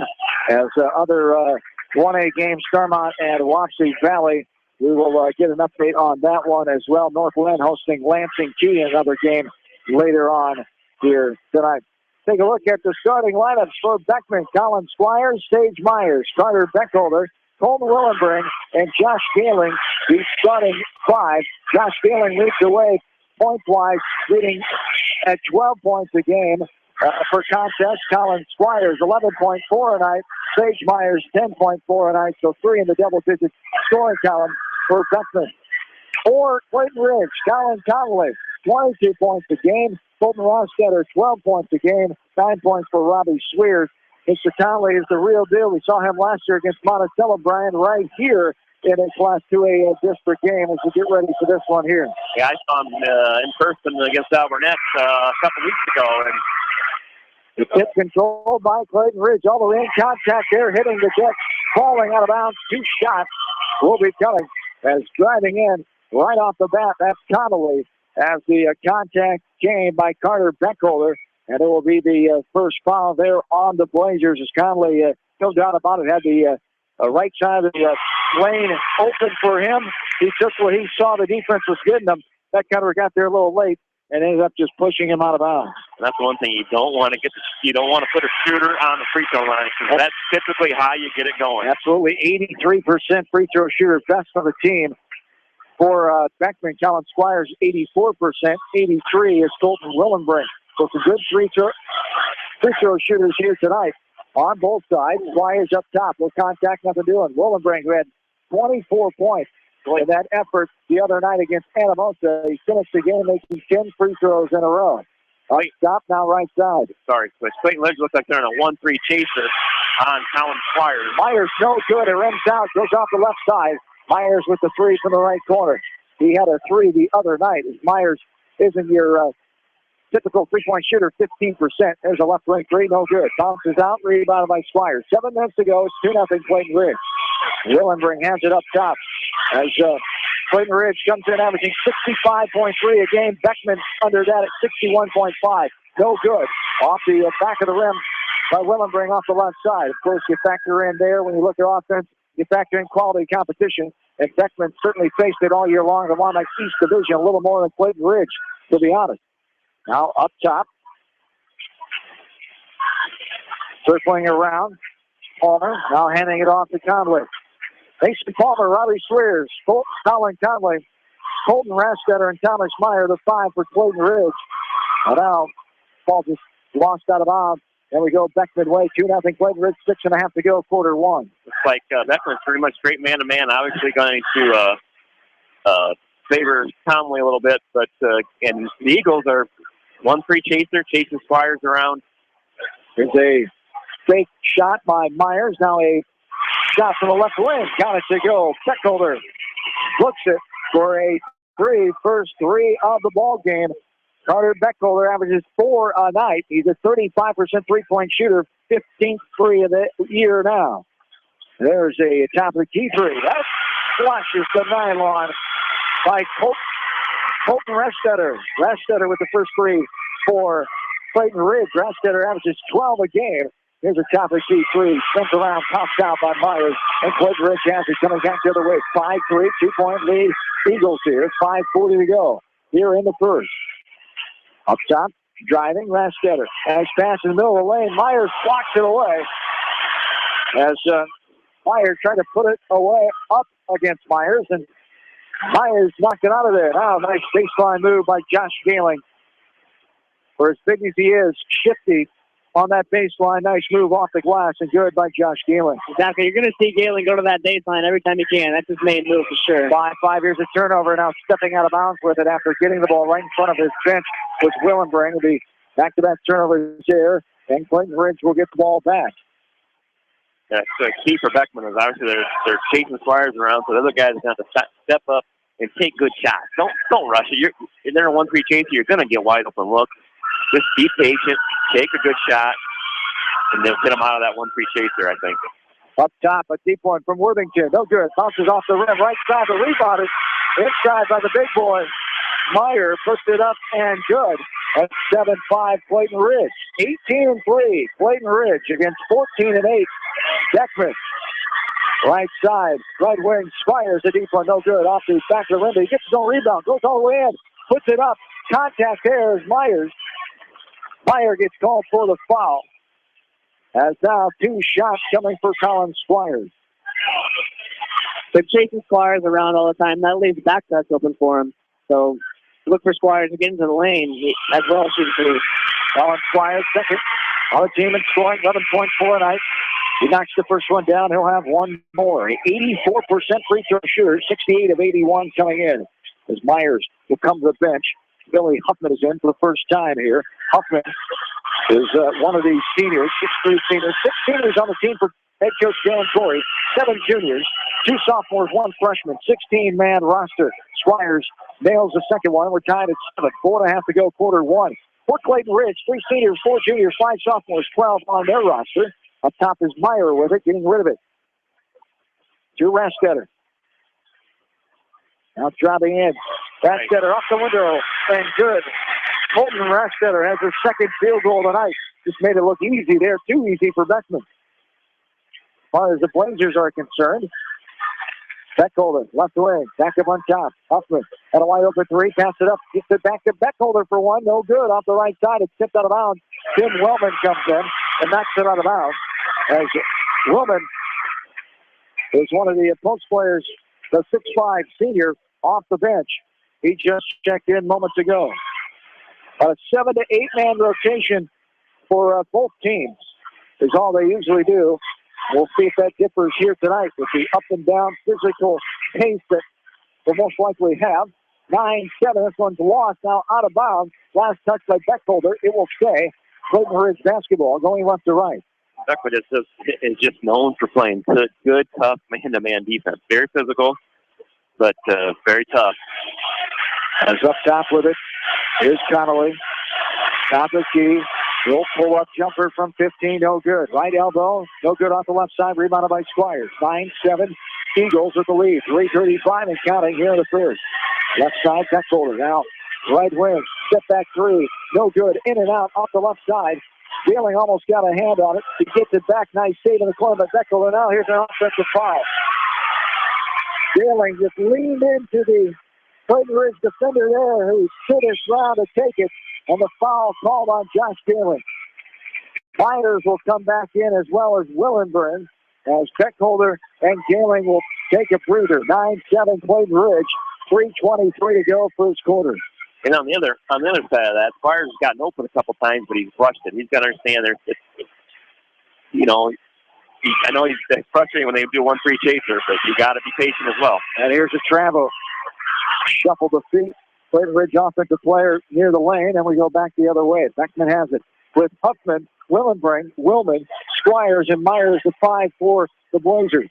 In their white traditional home uniforms with a dark green stripe down the side, the lighter green numbers, the gold trim. The black uniforms for Clayton Ridge with the white checkers down the side. Back up top, Huffman. Right side, here's a 3. No good off the back of the rim by Willenburn. Brought down in the form of Rastetter. 9-7, Clayton Ridge. 2:40 to go. Here's a deep 3 from Farley. No good off the back of the rim. It's pinballed around and lost off of Meyer, the official says. As we go back the other way, it's substitution. Excuse me, that's not Meyer. That's Josh Wergis. They just exited for Meyer as Thomas Meyer comes back in. 9-7, 2.5 to go, quarter 1. Beckman trailing.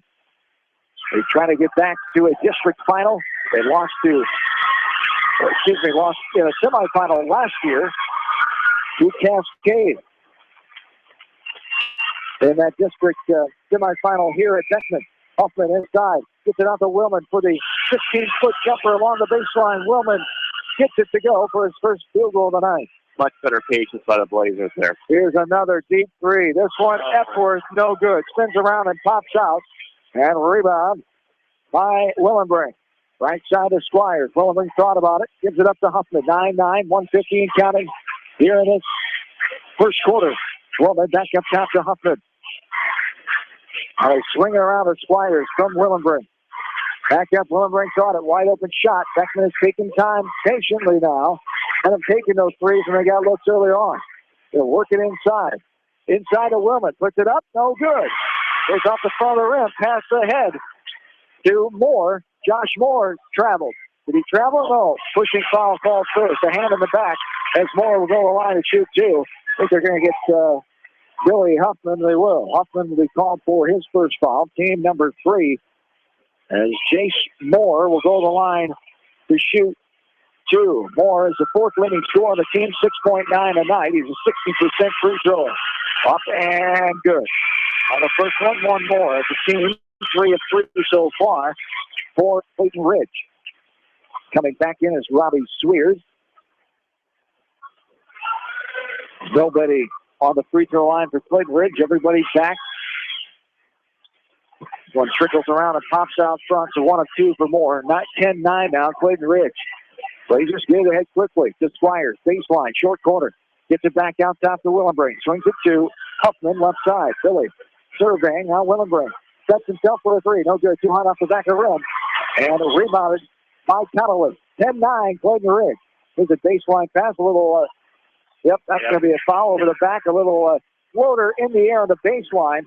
And then Squires got the rebound. And the player who shot at Robbie Swears gets called for the foul. Clayton Ridge is certainly looking to push the ball every time they can. They've had one pass shots every time, the last 3 times on the floor now. Under a minute to play here in the first. 10-9. Squires, a deep 3 from Monticello. That's no good. Tipped away by Billy Huffman. Obviously, it looked like it was off of him. Billy doesn't agree. But no surprise there as we go back the other way. He was fighting for a call there. Clayton Ridge has a 1-point lead. 10-9, 50 seconds to go here in the first.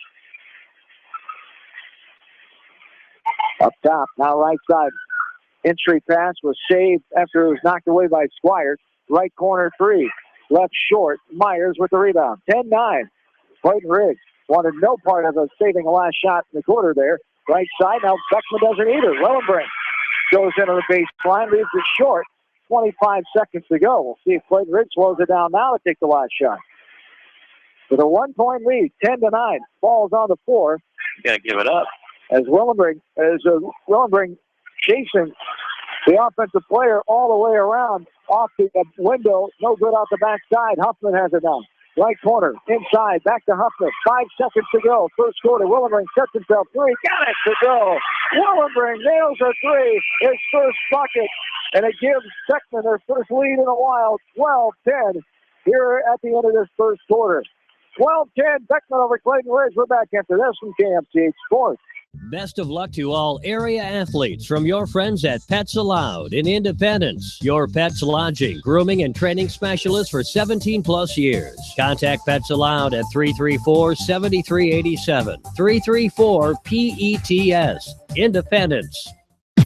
Holtz Construction are proud to support all area athletes. They recognize the time, effort, commitment, and training it takes to accomplish goals, both in the gym and in the classroom. For all your ag construction needs, Holtz Construction in Manchester. Does your athlete have knee, ankle, or muscle pain from training hard? Are you looking for a simple, quick, and safe way to relieve that pain? Long-Term Medical Supply can help with their new non-prescription TENS device. Stop by the Long-Term Medical Supply location in downtown Manchester and relieve your athlete's pain today. Crop Production Services are proud to support all the area athletes. Call Crop Production Services in Winthrop for all your chemical, seed, fertilizer, agronomy, soil sampling, and custom applications. You can count on the specialists at Crop Production Services in Winthrop, with you every step of the way.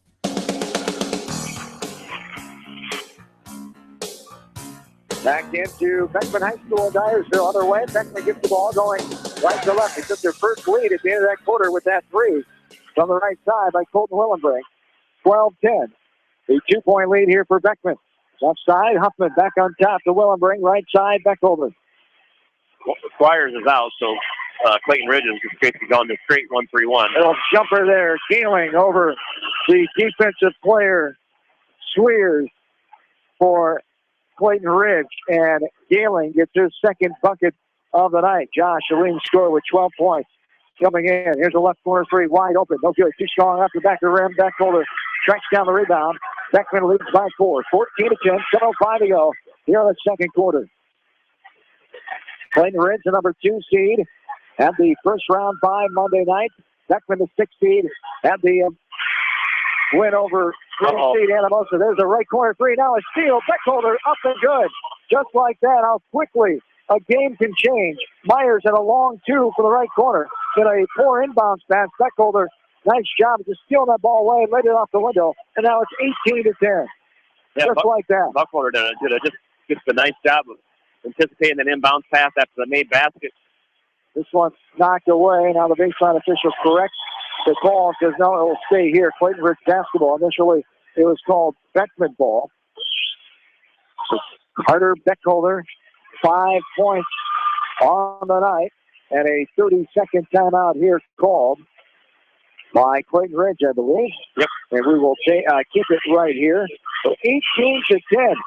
How quickly a game can change. And a nice bucket on the baseline by Myers. A steal by Beckholder. They've got a 8-point lead now, largest lead of the night. And it's only really the third time that Beckman has had the lead in this ballgame after taking it at the end of the first quarter. They've been able to hang on to it here. Yeah, so Beckman's on a 9-0 run here, the last bucket of the first quarter, and come out here and scored 6 more. It's an extremely dangerous time for Clayton Ridge. They need to get back to this game right now. You need to have a good possession, get a good shot here. And for Beckman, keep it up, keep the foot on the pedal here, all the way in, no good. Tapped around by Swears. He lost it, and Beckman comes up with it. So Beckman can extend their lead and that 9-0 run, 18-10, 6:15 to go. Second quarter, Huffman has it. Back on top, Beckholder. Now Huffman. Beckholder showing shooting formation every time the guards get it out top. Thrown away by Myers for the next ball. He threw it back in on the defensive player in the air, Mason Palmer. Palmer went down to get it, but it hit his shoe, so a kicking violation called first. Will stay Beckman basketball right to left. There's a wide open three. Beckholder, no good. Runs around and gathering the rebound there is Clayton Ridge. They're pushing it up ahead on the baseline. There's a blocking foul called, and 2 shots here coming for Colton Rastetter. I think he's calling that on the floor, is he? I don't know how in the heck he should be calling that on the floor, but so Rastetter will not earn 2, and Galen will pick up his second foul. They get it in bounds with Conley, guarded by Beckholder. Up top, back to Conley. 18-10, 5:45 and counting here in the first half. Baseline, now back up top. Meyer, left side. Driving in is Palmer, and he ran into a little pump on the left side of the lane. It'll be baseline inbounds underneath. Foul called on Billy Huffman. That'll be his second. Team number 5 here is Squires back in along with Myers, Willenbring, Beckholder, and Wilma the 5 for the Blazers. 5:41 to go, quarter 2, 8-point lead. Beckman. Here's a shuffle of the feet. Travel called there by Myers. And nothing doing. We go back the other way after a turnover by Clayton Ridge. 4 on the game for them. Beckman still with none. They've done a nice job taking care of the basketball. Yeah, Clayton Ridge just looks extremely rushed right now in everything they're doing. So, as 18-10, 5.5 to go. now it looks like they're in a box and one. Every time Squires on the floor, Squires left corner. Before they were a 1-3 chaser. Now they're more in a box. Anamosa did the 1-3 chaser the other night. Up top. Long 3, no good. Reynolds around, pops down Willenbring, but it's tipped around. Myers gets it to Willman. Now back out to Willenbring from Beckholder. 18-10, 8-point lead, 5 minutes ago here in the first half. Beckman on a 9-0 run since the 12-10 first quarter score. That's going to be lost out of bounds by Beckholder. Or not nice, I guess, if you're Beckholder. It'll go Clayton Ridge basketball. Conley did a nice job of stepping in the passing lane. Made Beckholder just to flinch a little bit, and the ball went past him. 18-10. That's under 5 minutes to play here in the second quarter. Up top, Connolly. Now, right side pass. Inside the right wing. Connolly steps back, takes the three. Got it to go. Colin Connolly, that's his first field goal in this game. He averages 22 a night. He had 2 free throws early. They've done a nice job on him. He breaks the 9-0 run. It's 18-13 here. 4.5 to go in the second. Inside Myers. Back up top. Now right side, Willenbring. Puts it on the floor. Gets it back to Beckholder. Willenbring swings it to the corner. Willman will take the 18-footer. No good. Too strong out the back of the rim. And Beckman is a little impatient there. They get wide open looks. Yeah. You might want to think about it a little more. Especially take some time off the clock when you have the 5-point lead. Left side, now back up on top. Here's Rastetter. Rastetter now between the leg dribble. Backing it out. Here's number 21 more. Go all the way in a fader from about 10 feet out. No good on the baseline. Moore faded away. Couldn't get to go on the right side. And Beckman has it. 18-13.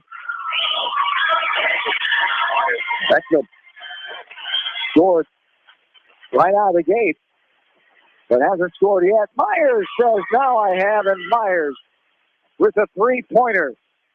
Right corner in front of the Beckman student section. You let them know about it, too. His own hometown student section. Told him, thank you for your support. I hope to be hitting more of those. Myers with the third three of the game for Beckman. His first and his second basket. 21-13 now. 3:05 to go here in the second. Driving in all the way in, putting it up. No good. Left short on the left side by Swears, and Beckman with the rebound. Over the timeline. It's Willenbrink. Back up top to Myers. Myers now left side. Beckholder. Deep one for Squires. No good. Too hard off the back of the rim. Rebounded by Clayton Ridge. Now a timeout. Coach Spersloggy. Kyle Spersloggy wants a timeout. A full timeout. We'll take it with him. We're back after this in KMCH Sports. Lynn County State Bank would like to congratulate all area athletes and coaching staff on a winning season. They'd like to wish them continued success in tournament action. Lynn County State Bank understands all the hard work and dedication that it takes in the classroom and in the gym, just like their dedication to all their customers. Lynn County State Bank, member FDIC. At Tauke Motors, we believe in a gentler, simpler way of doing business. Check out our large selection of new and pre-owned vehicles, as well as a great incentive at TaukeMotors.com. If you're looking for a new, pre-owned vehicle or service on your current vehicle, come to Tauke Motors, Chrysler, Jeep, Dodge, and Ram on 9th Street in Dyersville. For all your new construction or remodeling projects, Ray Brothers Construction is the custom building company for you. From custom designs to new starts, call the specialists. Ray Brothers Construction. Best of luck to all the area athletes from Ray Brothers Construction in Manchester. Back into Beckman High School. Blazers have a 21-13 lead.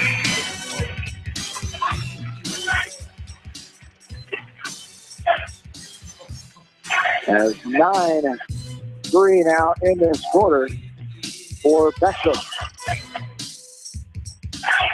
There's a 9-0 run, and now a left wing three by Connolly. That's his second three of the game. He's got 8 points.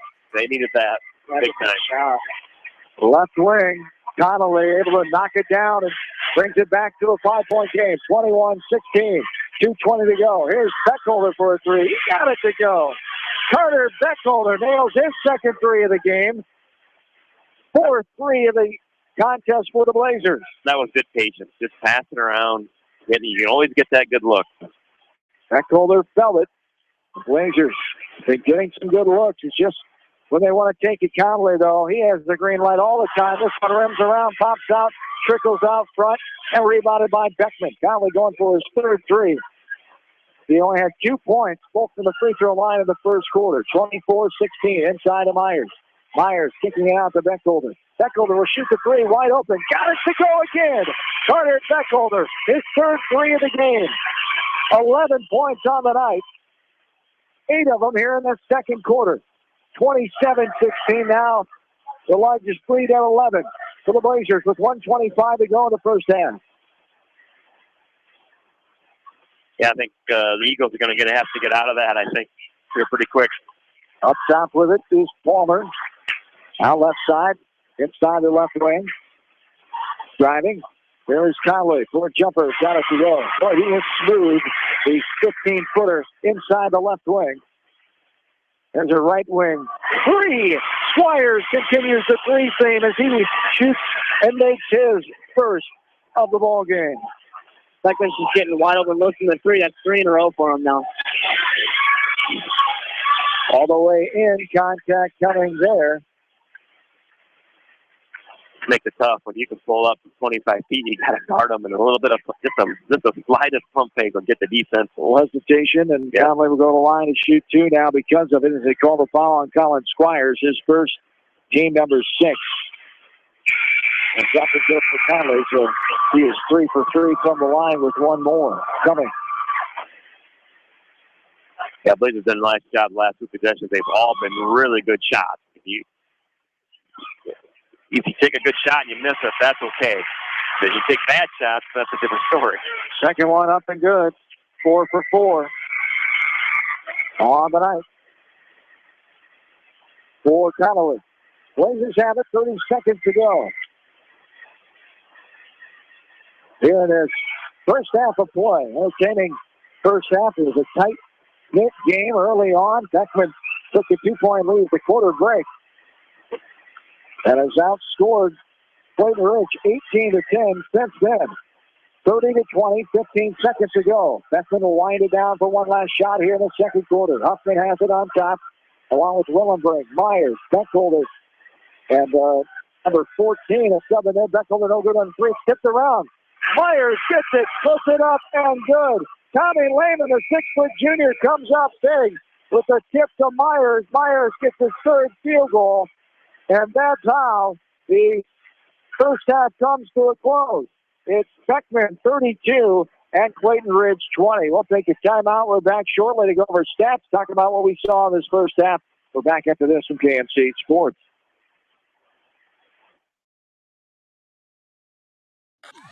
Crop Production Services in Dyersville and Worthington wish all area athletes and coaching staff the best in tournament action. For all your fertilizer, seed, chemical, and agronomy needs, call Gary at CPS in Dyersville and Worthington, CPS Team Dyersville, and CPS Team Worthington. GMB Bank in Manchester is proud to support all area athletes and their communities. The GMB team is your connection to convenient banking and everyday time savers, like your debit card, online banking, bill pay, and mobile banking. Connect with a financial partner who truly understands your needs. GMB Bank, member FDIC. Del Clay Farm Equipment is your hometown equipment dealer in Edgewood. Del Clay Farm Equipment has preventative service programs with guaranteed prices with a 49-point inspection available. Check them out at www.delclay.com. Main Street Repair would like to acknowledge all area athletes for their hard work and dedication and wish them continued success. Is your vehicle ready for travel? Call Main Street Repair for any service or repairs at 927-3453. Best of luck to all area athletes from Main Street Repair with over 30 years experience, located at 958 East Main in Manchester. Larry at Greenworks Landscaping can create the look you've always wanted with landscaping, trees, and shrubs, retaining walls, paver patios, fire rings, and windbreaks. Larry can deliver bulk mulch. And edgers, call Larry at 563-920-3776. Greenworks Landscaping, from complete custom landscape to the do-it-yourselfer. Monticello Equipment wishes the best to all area teams and coaching staff in tournament action. For all your ag equipment needs, see your Gold Star certified John Deere dealer, Monticello Equipment in Monticello. Strength on its own can be impressive. When consistency is added, that's when it becomes real. Northwestern Mutual has been able to deliver real financial strength for over 150 years through every economic environment. Contact me, Mitch Payton or Matt Schulte today. Northwestern Mutual, insurance, investments, ideas. Kramer Brothers Dairy Supply in Monticello appreciates all the hard work and dedication put forth in the classroom and in the gym. Best of luck to all area athletes in tournament play from your dairy experts. Kramer Brothers Dairy Supply in Monticello. Back into Beckman High School here in Dyersville, along with in-studio producer Darby Washington, John Swisher, Brian Huber, back with you, along with the fine head coach of the Monticello Panthers, Tim Lambert. This team got the win earlier tonight, 66-38 over MFL-MarMac, 20-2. Now the record came out early in the game. We talked about it. The long layoff, didn't get a scrimmage against another team in, and that long layoff early on, trying to get your basketball game back here. Haven't played an opponent in 12, 13 days. That'll do that to you. But once you got things in the flow, offense really took off against the Bulldogs tonight. Yeah, I thought our defense wasn't very good early. I thought we really all night, I thought we struggled defensively more than we did offensively. Our rotations weren't very good. We had too many guys watching them. I mean, we gave up 4 points in the third quarter, and we're still on, there's still things we could have done better. I thought our defense suffered more from the break than our offense, but I told you I wasn't that worried about that break. That was, people in town were a lot more worried about that than we were. Yes, indeed. As getting by that and just early on, we saw a lot of great things offensively from your team, the back cuts, and just Jared Easton setting the tone early. Derek Monarnock having a great second quarter. So offensively, and then Garrett Renitz leading the way. He does it all underneath there And it's just a great offensive team game there, especially in that first half. Yeah, they're all unselfish. You know, they know the rules, and we talk about you're either a Batman or you're a Robin. And the Robins know what they should and shouldn't shoot. And Jared Easton, when they came out and played their 4-man on him defensively, I knew he was going to be a handful. And I thought Jarrett really, really played well. Did a nice job of clamping down on their scorers. Kaufman coming in averaging 18. He ended with 12. He only had 4 in the second half, so did a nice job on him. And that's Matt Monternock, the defensive specialist. He gets the go-to guy every night out, and he did a great job. Yeah, Matt struggled offensively, which really has been rare lately. I mean, he's been that stretch we didn't have Renitz. I thought Matt played offensively like a first-team All-Stater, and he's a first-team All-State defender every night. So, yeah, he didn't score, but I thought Derek stepped up and really hit some shots, made some free throws, and was active. Sometimes Derek will just float on the arc, and he was active. He cut and got fouled. And so there's plenty of parts there when Matt wasn't scoring. We were fine. So from just an overall team perspective, you just seem to be very hard to guard. You have 4 guys almost out there all the time that can handle the ball. Then Renitz runs the baseline. We're on a lot of redraft stuff, a lot of weave, a lot of backdoor.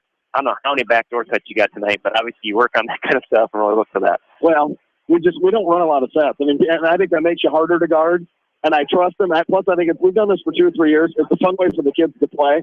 We trust them. Like I said, they know their roles, and we don't take a lot of bad shots. No. I mean, you watch high school teams. Most high school teams, watch college. I won't say Iowa, but watch any college team.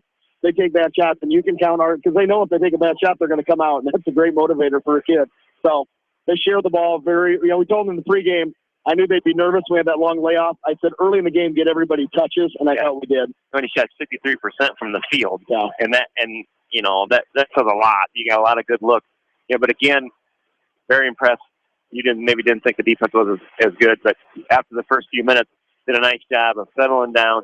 And again, we're talking about Matt Monternock just setting the tone for the defense. But I don't know how many Easton ended up with rebounds, but it's sure nice when your point guard can go down and rebound the ball and look to go. Yeah, our league's tough, obviously, and Jarrett led our division of our league in rebounds and assists. So that's a pretty rare combination. But I mean, that's what he is. He's kind of it's hard to get a triple-double in high school, but he's a stat line filler. I mean, he's like a triple-double guy. So he gets in the boards, and I thought he was a key because that number 21 for them was their leading rebounder. So we really told Jarrett to focus on the boards, and I thought he did. Absolutely. So getting to move on to a district final as next week in Manchester, be your 3rd district final in a row, as you will take on the winner of this game here tonight, Beckman and Clayton Ridge. You're getting a look at these 2 teams, both a good competition and a good game so far. In this one, Beckman has pulled away with a 12-point lead. But what are you seeing from your perspective here in this first half? Well, Clayton Ridge is playing a 1-3 chaser like Anamosa did the other night.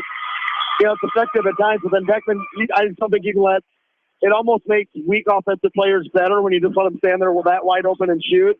And 30, Willenbring, I think, is the name. 30 is Willenbring. Yes, he's too good to leave that open, I think. And we're just not a zone or a junk team. We're going to play man.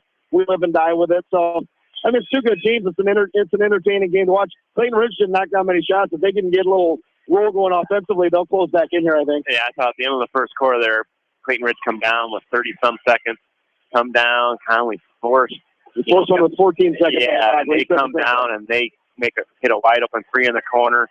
That was a big play. That was something. And I noticed you guys you get underneath a minute, hold on, let's take the last shot. Let's either we're going to score or we're going to go with, but we're not going to let them get a big bucket and momentum at this quarter. That's a good example. The Clayton Ridge showed. They had the ball and they were up 10-9.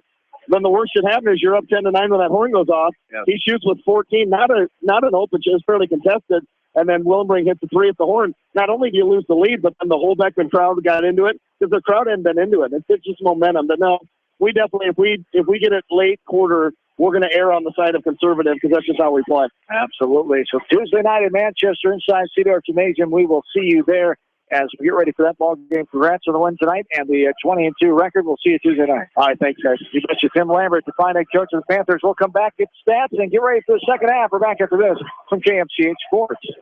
Honey Creek Storage has 2 locations for your storage needs, with units now available in several different sizes. Honey Creek Storage wishes all area athletes and coaching staff continued success in tournament action. Honey Creek Storage in Manchester, or check them out at www.honeycreekstorage.com. For all your general contracting needs, turn to the professionals at Lucky Building Service in Manchester. For commercial, remodeling, and building and new home construction, call the experts, Lucky Building Service in Manchester, 563-927-5677. Honey Creek Furniture knows the effort and dedication that all area athletes put forth in the classroom and in the gym.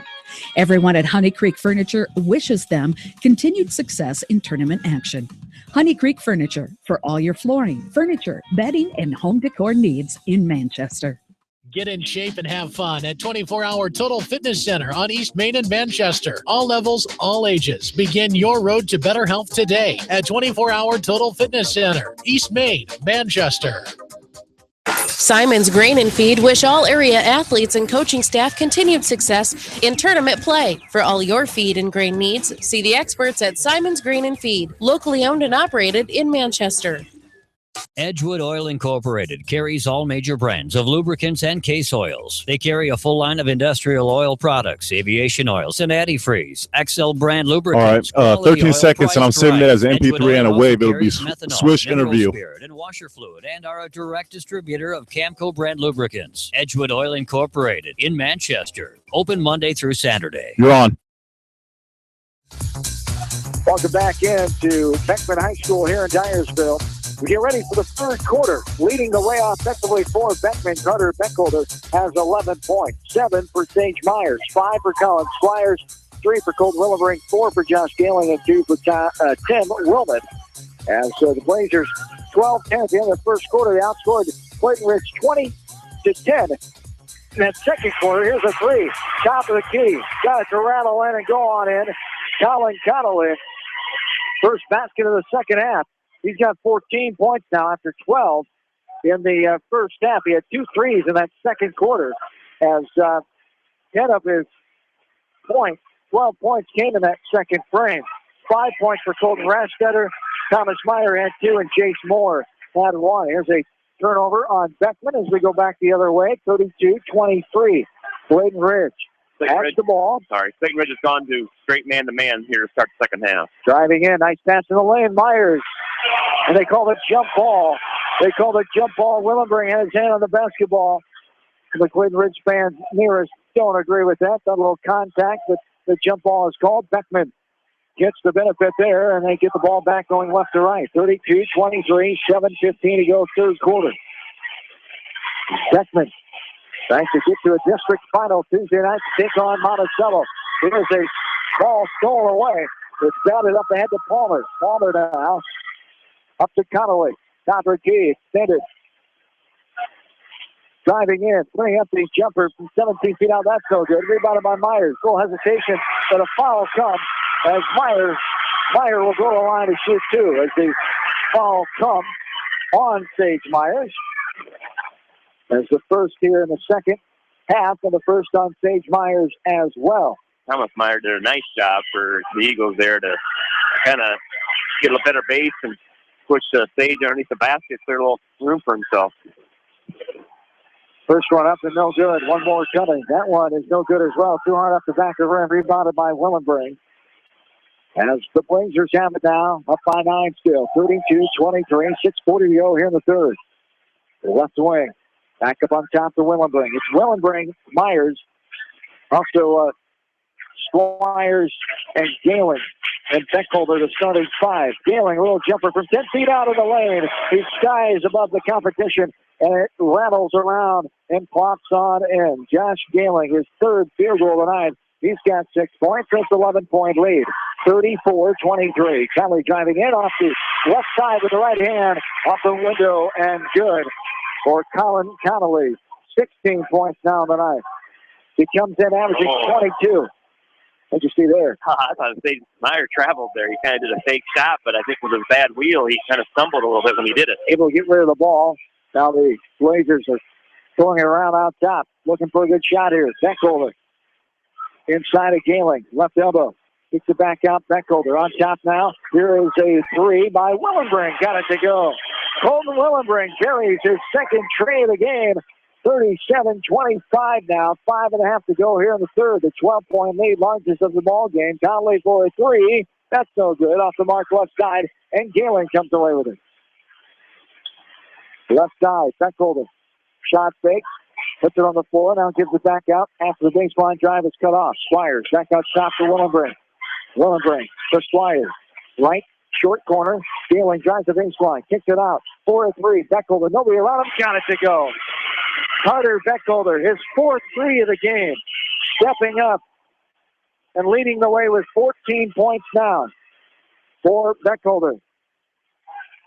The other night, Beckholder only had 3 points. It was 3 early on in the first quarter in that game against Anamosa. Here's a missed three by Rastetter. That's no good. Now all the way in. Gehling loses control of it as 2 defenders were there. He puts it up off the bottom of the backboard, and Clayton Ridge comes away with it. 40-25. Now the largest lead is at 15. And a foul coming from the far side official as the ball was coming back right in front of the Clayton Ridge bench. A hand check from behind called on Colton Willenbrink. 40-25, 4:39 to go here in the third. Clayton Ridge needs a couple of baskets here and a couple stops there. It could get out of hand. And for Beckman, they're hoping it does. Hoping they're able to cruise the rest of the way here and get good things to happen. With a player like Conley, he throws that one up as he fades away. Nothing doing. Rebound underneath. Thrown back out. For Clayton Ridge to set it up again. Driving in. Now right corner. Back up top, Meyer lost it for a second, able to get it, and then a reach-in. Nope. Before the reach-in foul, maybe a 30-second timeout came for Clayton Ridge. 30-second timeout. We'll take a quick one back after this from KMCH Score. Willenborg Lawn Ornaments has the largest selection around, including beautiful wildlife and military statues. Willenborg Lawn Ornaments are proud of all area athletes and wish them continued success in tournament action. Willenborg Lawn Ornaments in New Vienna.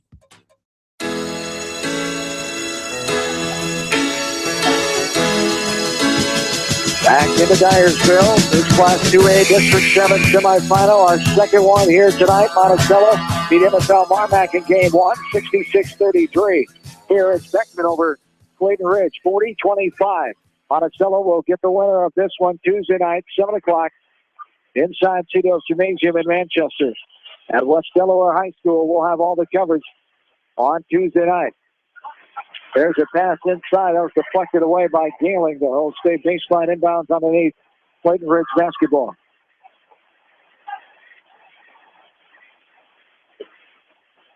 Right side.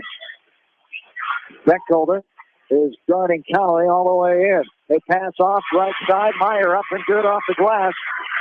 Thomas Meyer has his second field goal of the night. It's 40-27. 3:45 to go here in the third. Left side, short corner, Gehling. Back up on top to Myers. Myers puts it up from 17 feet out. Got it to go. Sage Myers gets his 4th field goal of the night. 9 points for him. As he comes in the third leading scorer with 10.4 a night. Left side now inside. Myers swats it away. Oh, no. Nice. Swatted it off his head. Oh, my. As the block went off of Meyer and out of bounds as it goes back the other way. That's tough. Going up against Myers, and Meyer trying to use the pump fake, but Myers read it perfectly. Yep. And won the Myers battle that time. He stayed nice and patient. Stayed down, waiting for him to go up, and blocked it off his head out of bounds. Right side, Beckholder, 3, no good. There again, we see Beckman taking a shot right away in their offensive set. If that theme continues, Willenbrink able to steal it away on the far side. Willenbrink turn around, move in the lane, just walks out of bounds with his tip, and it will stay Beckman basketball, partially tipped by a Clayton Ridge defender. 42-27, 2:59 to go here in the third. Inside, Woolman off the window and good. Too easy there if you're Clayton Ridge, but Beckman takes advantage of it as Woolman able to get his second field goal of the night. That's 44-27, now the largest lead at 17. That was interesting. Conley was tying his shoe and thought the ref had seen it, and evidently they didn't. Inbound the ball. A jumper from 8 feet out on the far side there by Jace Moore. His first field goal of the night, and it's 44-29. 2:25 to go here in the third. This one's out of the way, a little before 8 o'clock here tonight.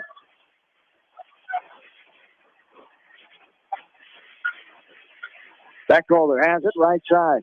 Back up on top, Galen. Now left side. Here's three. Willenbring got it to go. Willenbring nails his third three of the game. And that Anamosa three-point shooting wore off of the Blazers here tonight on their home court. Anamosa had 10 threes on Monday night in the overtime loss. All the way in, off the window, and good there by Mason Palmer. As Palmer, his first field goal of the night, 47-31. 1:45 to go here in the third quarter. Inside, Galen puts up the shot. Contact coming. The baseline inbounds underneath. Yeah, you're seeing Beckman just get what they want right now. They're hitting all their threes. They're getting to the lane, getting layups, getting fouled. They're getting everything they need right now. They're dominating this third quarter. We've got 9 threes in the ball game right now. 6 in the first half, 3 in the second half. 47-31. Baseline inbounds underneath as a foul came on Josh Wergis. Post player for Beckman. Right wing, Beckholder back up on top.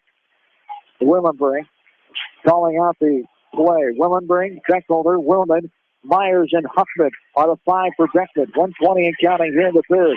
Left side is Huffman. Inside, Myers, short corner. Kicks it back out. Huffman puts it on the floor, takes the 18-footer, no good. Rolls around the right side, rebounded, and now major contact as Myers involved, and we'll see what happens here.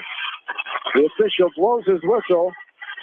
He's going to call it on Meyer to push, as Thomas Meyer gets called for the push. Yeah, that's a little bit of frustration. Beckman will keep the basketball going left to right. 47-31. And now Coach Spurslog a full timeout to settle down his troops. He talked about the frustration there. Meyer and Myers battling all night long. And Myers, after the whistle, as they were tangled up, he was pleading to the ref that Myers had a hold of his arm when he gave him the shove. But it doesn't really matter when that's the case. The last guy usually gets caught. Unless Myers got away with something. That's the way it goes sometimes. And Myers got the benefit of the doubt. 47-31 here, halfway through this third quarter. As Beckman lost in that district semifinal, a thriller here a year ago on that Saturday night because of the weather last year. They played Thursday, Saturday, and lost on Saturday night as Clayton Ridge getting ready to break the timeout. They're down by 16 here, 47-31.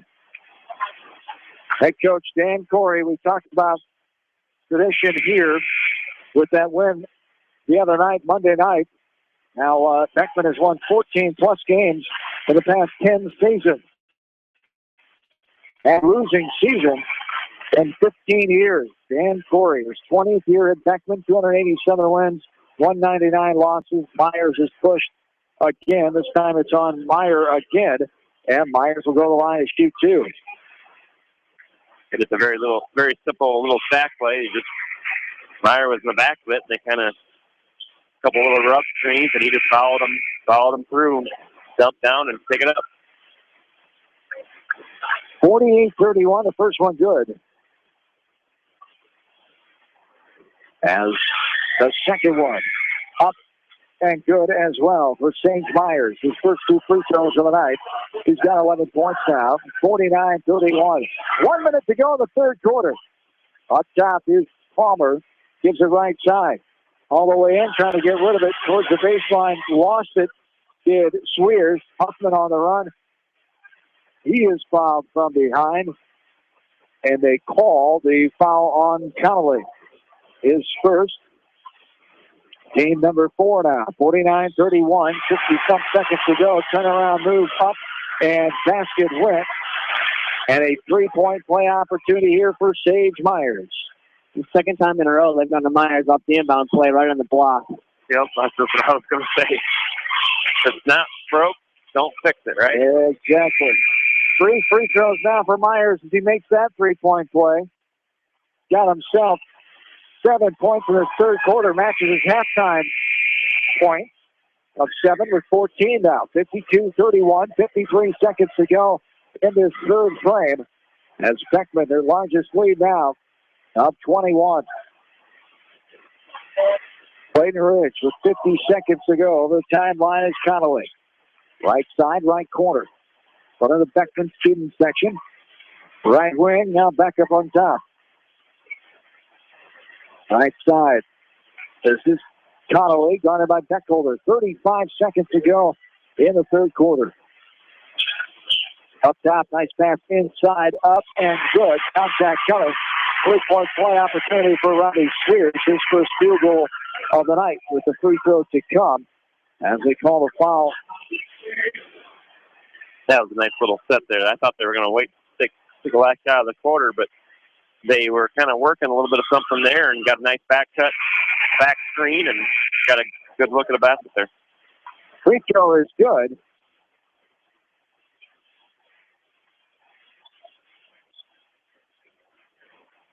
Gives a foul to...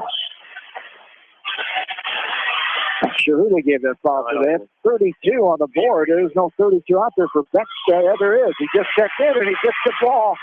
That shot was missed on the right side. Coming in and getting it up and good. First time in for the 6'4 senior, Ben Marnock. A couple substitutions in here for Coach Corey and company going to his bench. Caught me off guard. Tommy Lehman is back in, along with Monadnock, Huffman, Beckholder, and Squires. They call the foul on Carter Beckholder. First one is up and good by Connolly. He'll have one more. 5 for 5 of the night for Conley. The 83% free throw shooter. 22 points a night for him. No good, too strong at the back of the rim. Goes off the right side. 18 points for Connolly. All the way in. Contact coming in the air as the buzzer goes off after the whistle. There'll be 2 shots here. Nice job by Billy Huffman. Just went coast to coast. Got plenty of time. 4.5 seconds, whatever it was. He got plenty of time to get down there. He'll try to get his first points of the game. No points yet for Billy Huffman, who comes in averaging 7.5 a night. As they call the foul on Rastetter, his second. No good on the free throw. Too hard off the back of the rim. And Huffman will have one more.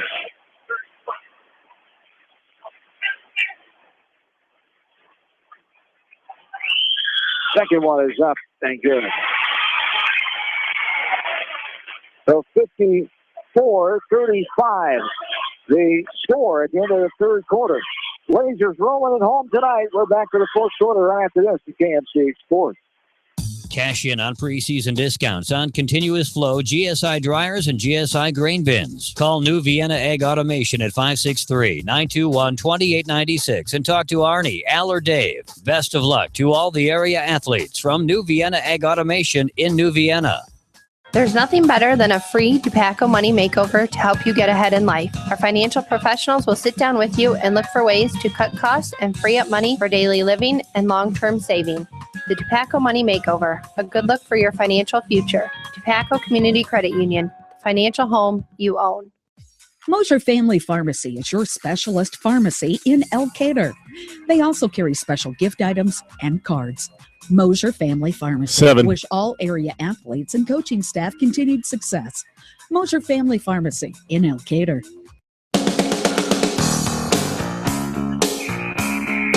Welcome back in to Beckman High School here in Dyersville.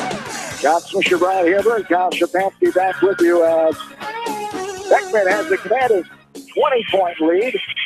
They did have that last free throw up there, so 23-15. Beckman outscored Clayton Ridge in the third quarter, 55-35.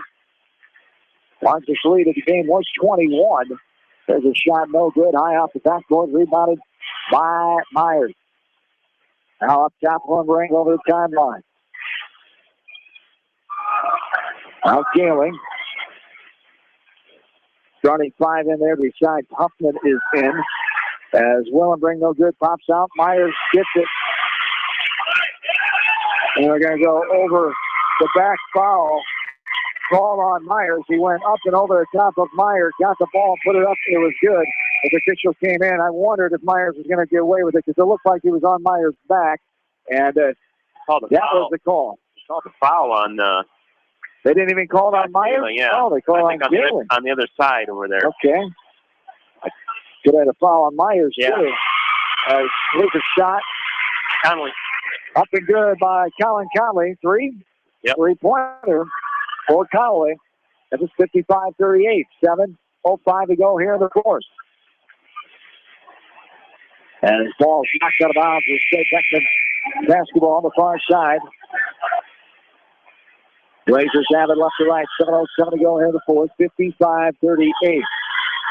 Left corner. Now back on the top to Gehling. Right elbow. Drives in. Turns around. Drop step up and no good. Too hard up the back of the rim. Rebounded by Clayton Ridge. Conley now. Puts it up. It's blocked by Willenbring. And Huffman has it. And the Blazers come back the other way with a 55-38 lead. 6:45 to go here in this fourth quarter. You're back when you gotta want to take your time and get a good shot, if even a layup here. No need to rush anything here. Take care of the ball and see what the defense will give you. Well, Huffman takes a 19-footer. Right on the top of the key, no good off the front of the rim. They have a different idea than we have, Kyle. Exactly. 55-38. As all the way in, up and no good. Meyer works his way in there. He puts up his foul from the other side as Willenbring will get called for it. No, Gehling, I should say.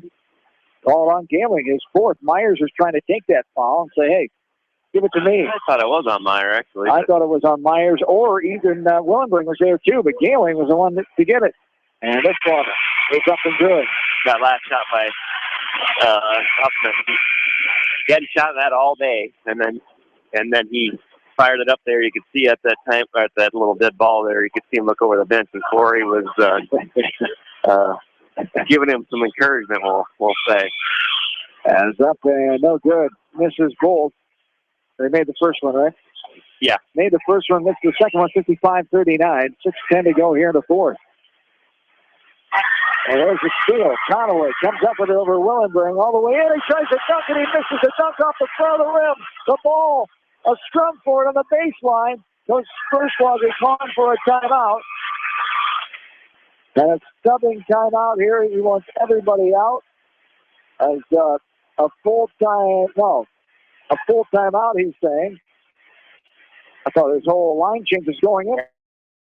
There, was going on, and they called a full timeout. So full timeout, 55-39 will take as well. Back after this with KMCH Sports. When the unexpected happens, call Krager Body Shop in Dyersville. They specialize in major and minor collision repair and frame straightening. For all of your auto body work, see Krager Body Shop in Dyersville.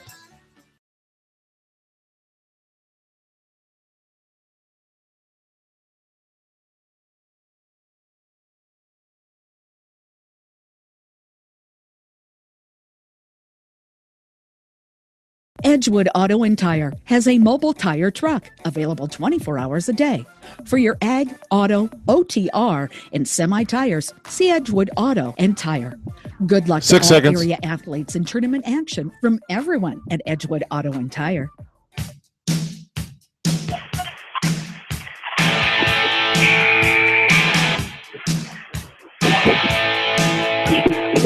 Welcome back in to Beckman High School in Dyersville. This one is up and no good by Conley on the far side. And Beckman comes back with a 55-39. So Coach Perswagi, I believe, just took his final timeout. As Beckman has the 16-point lead. Myers spins around, puts it up, contact coming, and a foul. Clayton Ridge State will want to travel. That was awful close. What do you think? I thought he was okay. It was a nice job of actually a spin. But refs that are just Myers kind of out of control, leaning, and just he at the very last there, he put his arms down and fouled him, just kind of bailed him out. Myers on the line. This was his first free throw of the night. He was 3 for 3 until then. He's got a nice touch for a big guy. Yeah, still plenty of time to go, and it's fourth quarter, 5:43. But Myers adds a free throw and makes it a 17-point game, 56-39. Clayton Ridge tries to cut into the lead. No good on a three. Backside. Almost falling down to the ground. He got rid of it. And now a three. That's no good. But rebounded. Backside. That's a shot put up. No good. Plenty of chances here for Clayton Ridge. That's put up. And no good. But Connolly gets fouled. Will get to the line to shoot two. They had a few chances there. And now going to the line where Conley has been automatic here tonight, except his last free throw, he missed it. Yeah, the Eagles just wanted that one more. They call a foul on Sage Myers, his second. First one was? No good. No good. That's Jeff Scaling back in the game with 4 fouls. After that, watched him not get the rebound there for 3 shots. I think Dan Torrey said it's time to put him back in. That's right. No good on the second free throw. So Conley has missed his last 3 in a row. We talked about 83% free throw shooter. And now here's a foul. They call it on Conley. The second, I believe. A little frustration there. Yeah. And his legs aren't quite there right now. He worked pretty hard here in the start of the fourth quarter. Yeah, he played the whole game. Knowing this is it, he's the 9th team foul, so still one in the bonus, and Squires knocks it down, assuring he'll get a second one here. Pretty early to be fouling yet. You are down by 18. I think it was an intentional foul. Try to win a free throw contest with Beckman and company. Squires, 84% free throw shooter, knocks down 2 there. He's 4 for 4 on the night. Right side. There's a 18-footer. Good. Got it to go. Did Jace Moore, his first field goal of the night. 58-41 now. The contact there. As Squires having a contact, and he's saying, if you're not getting called, I'm going to push off, and he's getting away with it. Put up and good. This shot, Willenbring got it up and good. That's Colton Willenbring. His 4th field goal of the night. Back to a 19-point lead. 60-41. Just going for the turnover there. Top of the key. Beckholder trying to steal it from Donnelly. A foul coming. I tell my players all the time, you get away with it once, then they're looking for it. I thought Squires got away with it. He pushed off. His defense kind of backed off, went back again. I thought he pushed off again, and 95% of the time you get that call. Officials like, oh, I missed it the first time, and then it's like, okay, now I'm looking. And Callaway able to get it. The first one. One more coming. That's good. 60-43 now. Back to 17 points. Squires over the timeline. Double team. Gets it to Willenbring. Drives in. Little floater in the lane. Leaves it way short. Clayton Ridge able to come up with it in form of Connolly. Over the timeline. Tipped away from behind Willenbring. But coming up with it is Palmer. All the way in. That's blocked away by Myers. But getting it back. Up and good by Connolly. 60-45, 15-point game. Squires not slowing down. Puts up, that's no good. It's tapped away, and Clayton Ridge coming back with it. Now the ball is loose on the floor. A fight for it. Going to be a tie ball. And it will go to Beckman. Clayton Ridge is getting exactly what they want right now. It's getting it to be a hectic game, down 15. Exactly what they need to get back in it. That's what I was going to say. Come down there and just took 2. They were decent shots, but not wide open layup. Just pull it back out and run something. As Beckman comes back with it, 60-45, 4:08 to go. There's a shot up and good by Sage Myers. Beckman offensively staying consistent here. Not getting wrapped up in the track meet. Conley throws the ball up, trying to go into the contact. Nothing doing. The official didn't buy it. And the ball is knocked out of bounds. Will stay Clinton Ridge basketball. Conley knew that the defensive player had left his feet, but defensive player got back on the ground before he could get the shot up and good. Yeah, there was quite a bit of space there. He had to jump ahead of quite a ways to draw the contact, and that's what the official was looking at. Here's a long-range three from Worthington, no good. Off the back of the rim, it bounds all the way out top of the key. And bringing it over the timeline is Willenbring. Beckler down, 62-45, 3.5 to go here in the fourth. Galen, left block, turnaround jumper, got it to dance on in. Bounce to the left side and drop down as Galen gets his fourth basket of the night. That release by Galen is just so high, it's so tough to block. 8 points a night for Galen. He averages 12. Here's a foul called as Myers will get called for the foul, 64-45. An update from Cascade tonight. What do you know? A low-scoring ball game with Cascade. Cascade up at the end of three quarters, 23-20 over North Cedar. Wow. 23-20. That is unbelievably low-scoring. Cascade and North Cedar. North Cedar really slowing it down, trying to pull the upset tonight. This one's batted off the right side. No good on the free throw. One more coming. Tuesday night's game is at in Manchester, the Seedorf, whatever, gymnasium. Seedorf Gymnasium. Yeah, and that's a college court. Yeah. So that doesn't seem like much. But Full regulation. It's considerably bigger. It'll be interesting to see. Just like at Western Dubuque. Be interesting to see how that impacts the game. And Beckman's played on that a couple times. Monticello, I'm not sure if they played on one this year. Right. Good point. 64-45. And up and no good off the left side, Myers. Kind of like Hickory, Hoosiers. I watched that this morning, by the way. The rim's still the same height and all that good stuff. I watched that scene especially. 20-point lead, Beckman, Myers on the line. My favorite sports movie of all time. Beckman, the Beckman team watches it every year before the postseason. They watched it Sunday night at Coach Corey's house. He had pizza and had them over in his basement. And they always watch Hoosiers. Myers knocks the first one down. Yeah, sometimes they break the huddle. I'll say, don't get caught watching the paint dry. And those girls of yours have no idea what you're talking about. They do because they talk about it in practice and talking about standing and watching, And Kyle, you know that movie, don't you? Oh, yeah, absolutely. Thank you. Thank you. You're not that young, I hope. No, I'm not too young for that. 1986, Gene Hackman. Just an outstanding sports movie from Indiana. There's a long three. My goodness, that was from down in Anamosa. That one's right Connolly. 65-44, 2.5 to go. As the lead back to the line is 21 points. As inside, Willenbrink. Left side is Squires trying to get around a defender and can't do it. A foul called on Palmer. Count Squires after the first couple shots he took in the first quarter when they're on that 1-3 chaser.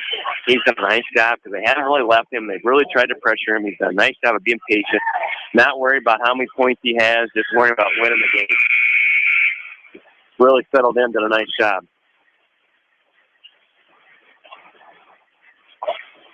66-45 as Squires will have one more. Second one up and good.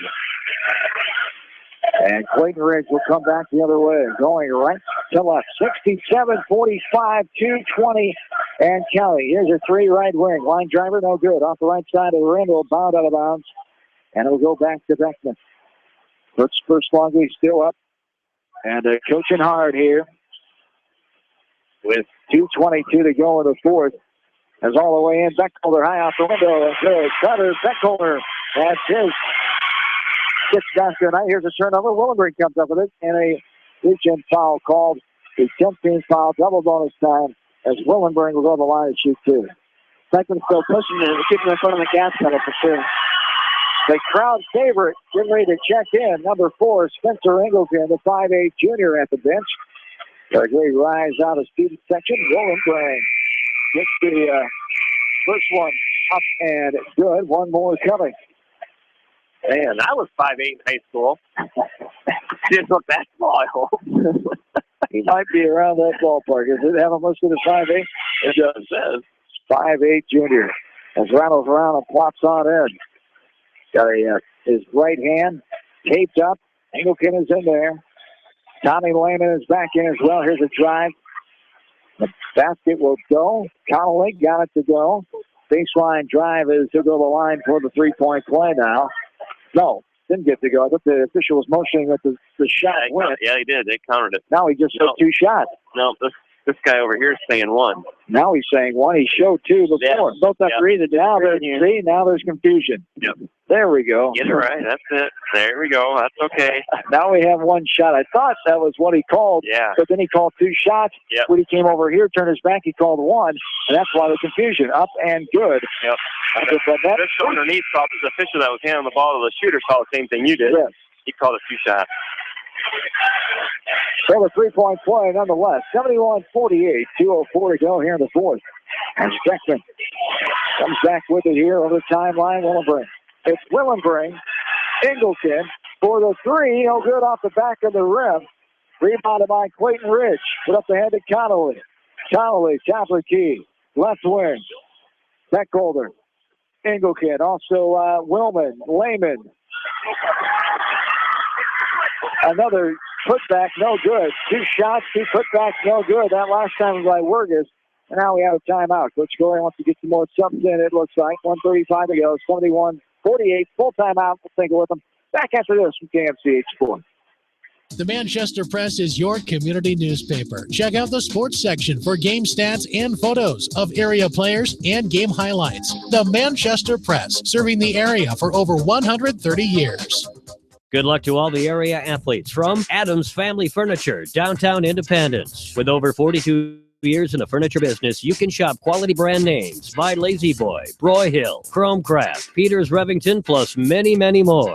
Shop Adams Family Furniture, downtown Independence, with free delivery, where they will never be undersold on like-quality furniture. Great food and great fun with friends. That's what's waiting for you at Beaver's Lounge in Manchester. 13 seconds. Check out their Thursday night bucket of wings special and Friday night fish special. Beaver's also has a different lunch special every Monday through Friday. Beaver's Lounge on the corner of Main and Madison in downtown Manchester. Leave it to Beaver's to show you a good time. Back into Beckman. 71-48. Blazers able to pull away. Outscored Clayton Ridge 23-15 in that third quarter. At the halftime lead of 12, 32-20 after only a 2-point lead at the end of the first. Beckman trying to bring the record to 15-8 and get back to the district final for the first time in a couple years. The Tuesday night in Manchester, inside Cedar Gymnasium, as there's a drive all the way in. 2 shots coming for County Lehman.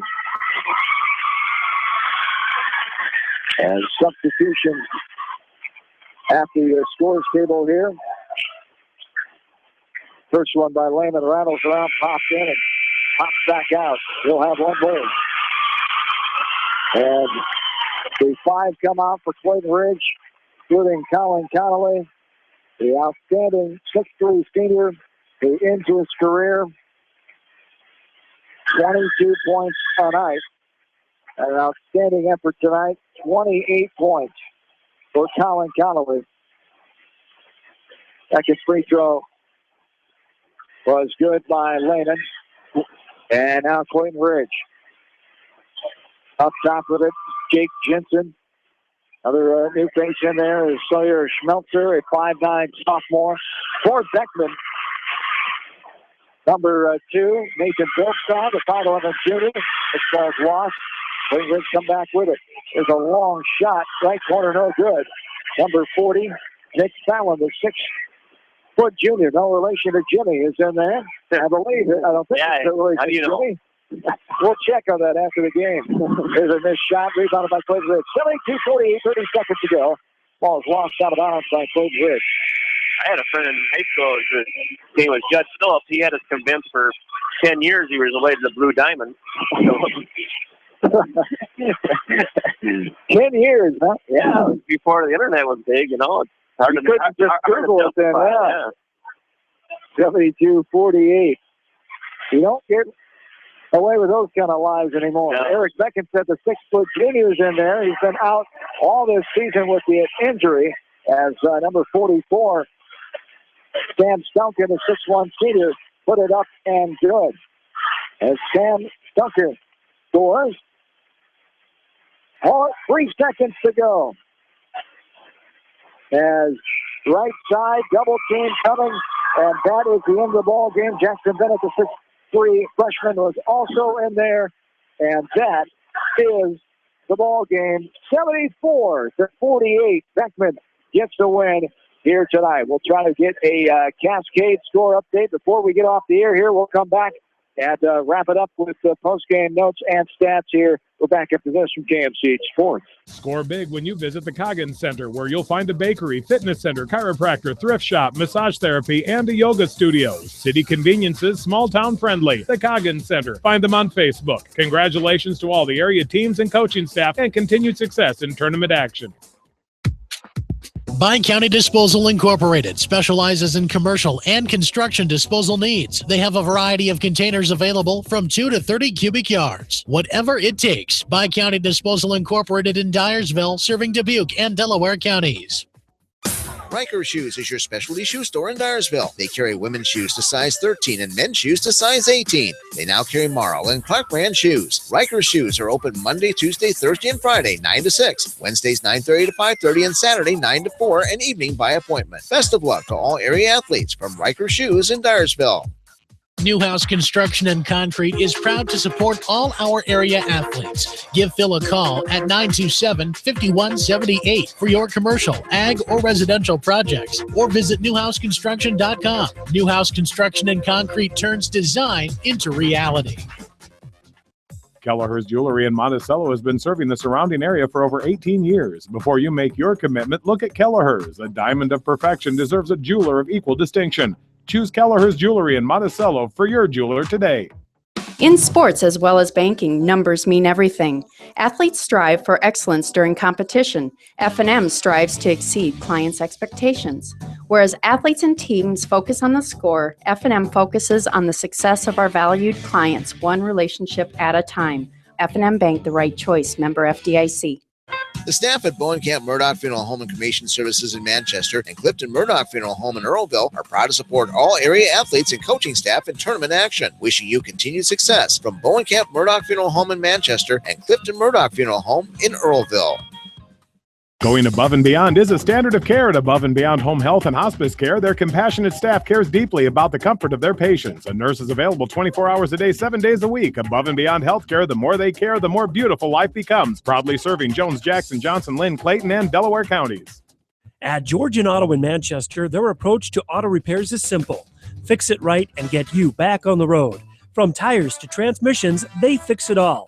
Georgian Auto in Manchester, where complete automotive service and repair is their complete focus. Bodensteiner Implement wishes all area athletes continued success in tournament action. They carry John Deere products from lawn tractors to large farm equipment. Visit Bodensteiner Implement at any of their Northeast Iowa locations for all of your John Deere needs, or check them out online at bodimp.com. For all your residential and commercial plumbing, heating, and electrical needs, call Meyer Mechanical in Dyersville. Meyer Mechanical, wishing all area athletes and coaching staff in tournament action continued success. You may not wear glasses or contacts, but how do you know if you're seeing your best or if your eyes are healthy? Why not be proactive and get your eyes examined? Dr. Daniel E. Mersch and his professional staff at Manchester Family Vision can help. Call 563-927-3682 to schedule an appointment. Manchester Family Vision Center wishes all the local sports teams best of luck this season. Manchester Family Vision Center on West Main, where clear vision begins with healthy eyes. D&M Construction does residential, commercial, and agricultural construction. So if you're planning to remodel, build new, or need a hog confinement, pole, or steel frame building, see Mike Sherbring, owner of D&M Construction in Edgewood. Bob Stephen Motors in Manchester proudly supports all area athletes. Bob Stephen Motors is your locally owned and operated GM dealer in Manchester. Check them out on their web at bobstephenmotors.com. Back here inside Beckman High School in Dyersville, John Fisher, Brian Haber, Cal Shapansky back with you on this Thursday night. This Class 2A District semifinal doubleheader in the books here tonight as the second game, Beckman defeats Clayton Ridge 74-48. First game saw Monticello take care of MFL-MarMac 66-38. So Beckman and Monticello, the showdown that everybody wanting, besides those Anamosa faithful, of course. You knew it be either of those three teams, most likely the district final on Tuesday night, and such it is. It'll be Beckman and Monticello now in Manchester on Tuesday night as the Blazers get the victory here 74-48. We'll take a timeout, come back with the fine head coach of the Blazers, Dan Corey, right after this from KMCH Sports. Farmers Savings Bank offers excellent service with convenient office hours, telephone banking, and online banking. Good luck to all area athletes in tournament action from Farmers Savings Bank with locations in Colesburg, Oakport Garber, Strawberry Point, Arlington, and Aurora. Member FDIC. Gudenkauf Tiling and Excavating, wishing the best of luck to all area athletes and coaching staff for continued success. Need a reliable company to do tiling, waterway reconstruction, fabrication, excavating, septic, directional drilling, and basement work? Contact Gudenkauf Tiling and Excavating in Manchester. Reitz Chiropractic Clinic wishes all area athletes and coaching staff the best of luck in tournament action. Chiropractic care not only manages pain and injuries, it substantially improves your overall health. For your next chiropractic treatment, call 927-2961 to schedule with Dr. Mark Reitz. Good luck from everyone at Reitz Chiropractic Clinic at 115 West Main Street in Manchester. Back into Beckman here. Beckman High School in Dyersville. John Swisher, Brian Huber back with you. Dan Corey, the fine head coach of the Beckman Blazers, as they get the win here tonight. They improved to 15-18 on the year over Clayton Ridge, 74-48. Tight net first quarter there. Both teams came out really firing, going up and down the track meet early on. 12-10 at the first quarter, and a big momentum. Big play at the end of that first quarter. Got that three by Wellenbring as Clayton Ridge decided to take a shot with 14 seconds to go. Well, it was at the swing part of the game early on in that game, and you guys led from there on. Yeah, it was kind of, I don't know, not the greatest that we played that first quarter because they were throwing a little junk defense on us, and we practiced that the last 3, 4, 5 practices, and it was just a little rusty, it looked like, and we just wasn't clicking on all cylinders. They were trying to do a little bit too much, but once we slowed down a little bit and executed some of the plays, I thought we played pretty well. Absolutely. Did a great job sharing the ball. Again, great balance on offense. 19 for Myers, 16 for Carter Beckholder, 13 for Wellenbring, then 9 and 8 from Squires and Galen. So great job balance-wise again. Yeah, and that's the thing with Beckman is you just can't really concentrate on one guy. We got too many weapons out there, and so that's kind of surprised that they do that, but it works right off the bat. It kind of gets us a little flustered a little bit, but once we figure it out, we got some weapons, and I thought we could have got it inside a little bit earlier, but finally in that second half, we started pounding it inside, and we were doing some damage in there. You did a great job on Connolly in that first quarter, only 2 free throws. Then he came alive a little bit to 28 points. He knew he was going to get his points, just limiting the other people, and did a great job offensively. Mostly, you knew he's a heck of a player. Yeah, he is. 2 points in one quarter, that's pretty good defense on him. But then he shot a couple from way downtown, and one of them went in. I was like, holy cow. We were kind of commenting on the bench. He looked pretty good in green gold, but, I think his eligibility is up right now. Yes, indeed. Yeah, one thing I thought with Squires, he did a nice job. I know it's frustrating to be chased around, and he took a couple quick shots early when he got the ball. And after that, he did a nice job of staying active, and just being active helps get other guys open because we're all worried about where he's at. Exactly, and Colin knows the game. He knows if he's on, he's going to shoot that ball. But he was off a little bit early, and he's on the open guy too, and that's very critical in that junk type of defense. Somebody's got to be open and get the ball to him, and then we can penetrate. Yeah, and I thought after the first quarter, you guys did a better job because you could get that wide open three anytime. I thought after that, you guys did you guys talk about that? Just maybe taking like 3 or 4 passes, get your feet set, and take a good shot. Yeah, especially at halftime, we said that we needed to make sure that we penetrated right, and the kids did. They responded. They knew they were shooting a little bit too quick. A couple times it was one pass and we threw it up, and that's just not what we want. We told them at halftime, so defense didn't do anything on those 2 trips, so they know. And I think they know that they got to play a little bit better for this next game coming up against Monticello. Absolutely. District final Tuesday night inside Cedar Gymnasium at Manchester. As Monticello team you got to see here early on tonight, their offense was clicking as well. So high-scoring game, we would think. Coming up for Tuesday night, we'll have all the coverage here from KMCH. What a battle this one will be. And Brian, we talked about at the end of the game here, the difference of the floor. You guys have played on it. We'll see if it factors in. Monticello probably hasn't played on a regulation court like that at all this year. But just both teams have a number of scores they can go to. Yeah, and not only that, they're both teams pretty athletic teams. And Monticello is very, very athletic, and we got our work cut out for us. We got some very good players, good shooters, good inside game, and we just got to be on top of our game to pull this one out. And I'm just hoping they don't shoot lights out like West Delaware did in the first half against us. Yes, we both remember that game well. There as unbelievable shooting. Update from the Cascade now. Cascade up by 4, 34-30 with 37 seconds left as they take on North Cedar tonight. That's a down-the-road matchup that you hope to get to. but it will be a battle on Tuesday night, Beckman and Monticello. We'll see you there, Dan. Thanks for your time as always. All right. Thanks a lot, guys. Gotcha. Congrats on the win here tonight, Dan Court, with his team getting the victory here tonight as the final score 74-48. As Beckman will move on now at 15-8. They end Clayton Ridge's season at 18-4. So the Beckman Blazers move on to the Class 2A District 7 final in Manchester inside Seedorf Gymnasium at West Delaware High School. Tuesday night, 7 o'clock. We'll have all the coverage here from KMCH or KMCH.com. As we'll get to that one on Tuesday night when it comes. Plenty of basketball yet. Tomorrow night, girls basketball in Maquoketa Valley is at Cascade. And then I'll have that one live from KMCH Sports with Matt Haas from Cascade High School Gymnasium, then live online at KMCH.com. Northwood will be home against Starmont tomorrow night. Bill Logan will have that one from Troy Mills. And Saturday night, we'll have the West Delaware Hawk girls back in action as they will take on the Marion Indians down in Marion Saturday night. It's West Delaware and Marion in that Class 4A Region 2 semifinals. Put the wraps on this one here tonight.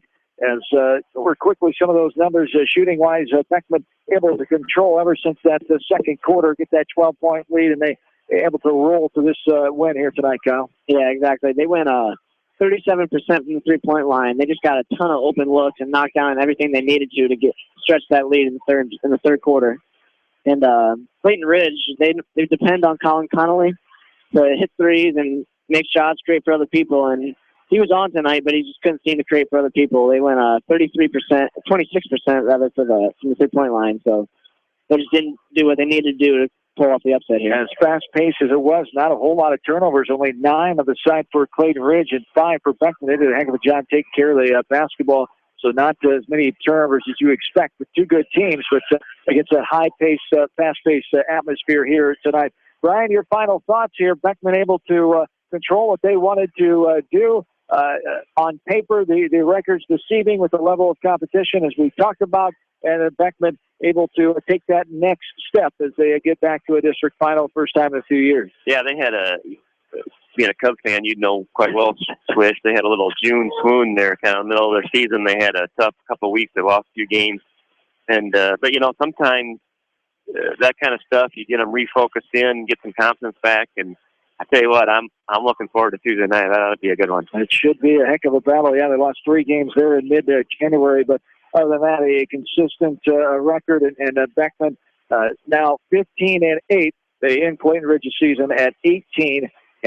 That's going to do it here tonight. I want to thank all 106 of our boosters, our sports boosters, and our extra tournament sponsors here for the great support that they give us for being allowed to cover area basketball coverage here. As Beckman prevails, Monticello first to do it tonight in district number 7. They got the 66-38 win over MFL-MarMac. Thanks to you guys. We'll see you down the road here. Brian, always good to have you along. Kyle, good to have you for the second time. Did a good job as our KMCH sports intern, learning the ropes of broadcasting. Live radio isn't always an easy thing, and you're learning the ropes, and thanks for your time, as always, again here tonight. Thanks to studio producer Darby Washington. John Swisher saying, once again, Monticello and Beckman will meet Tuesday night with wins here tonight over MFL-MarMac and Clayton Ridge, respectively. So long, everybody, from Dyersville, Iowa. Nice work. All right.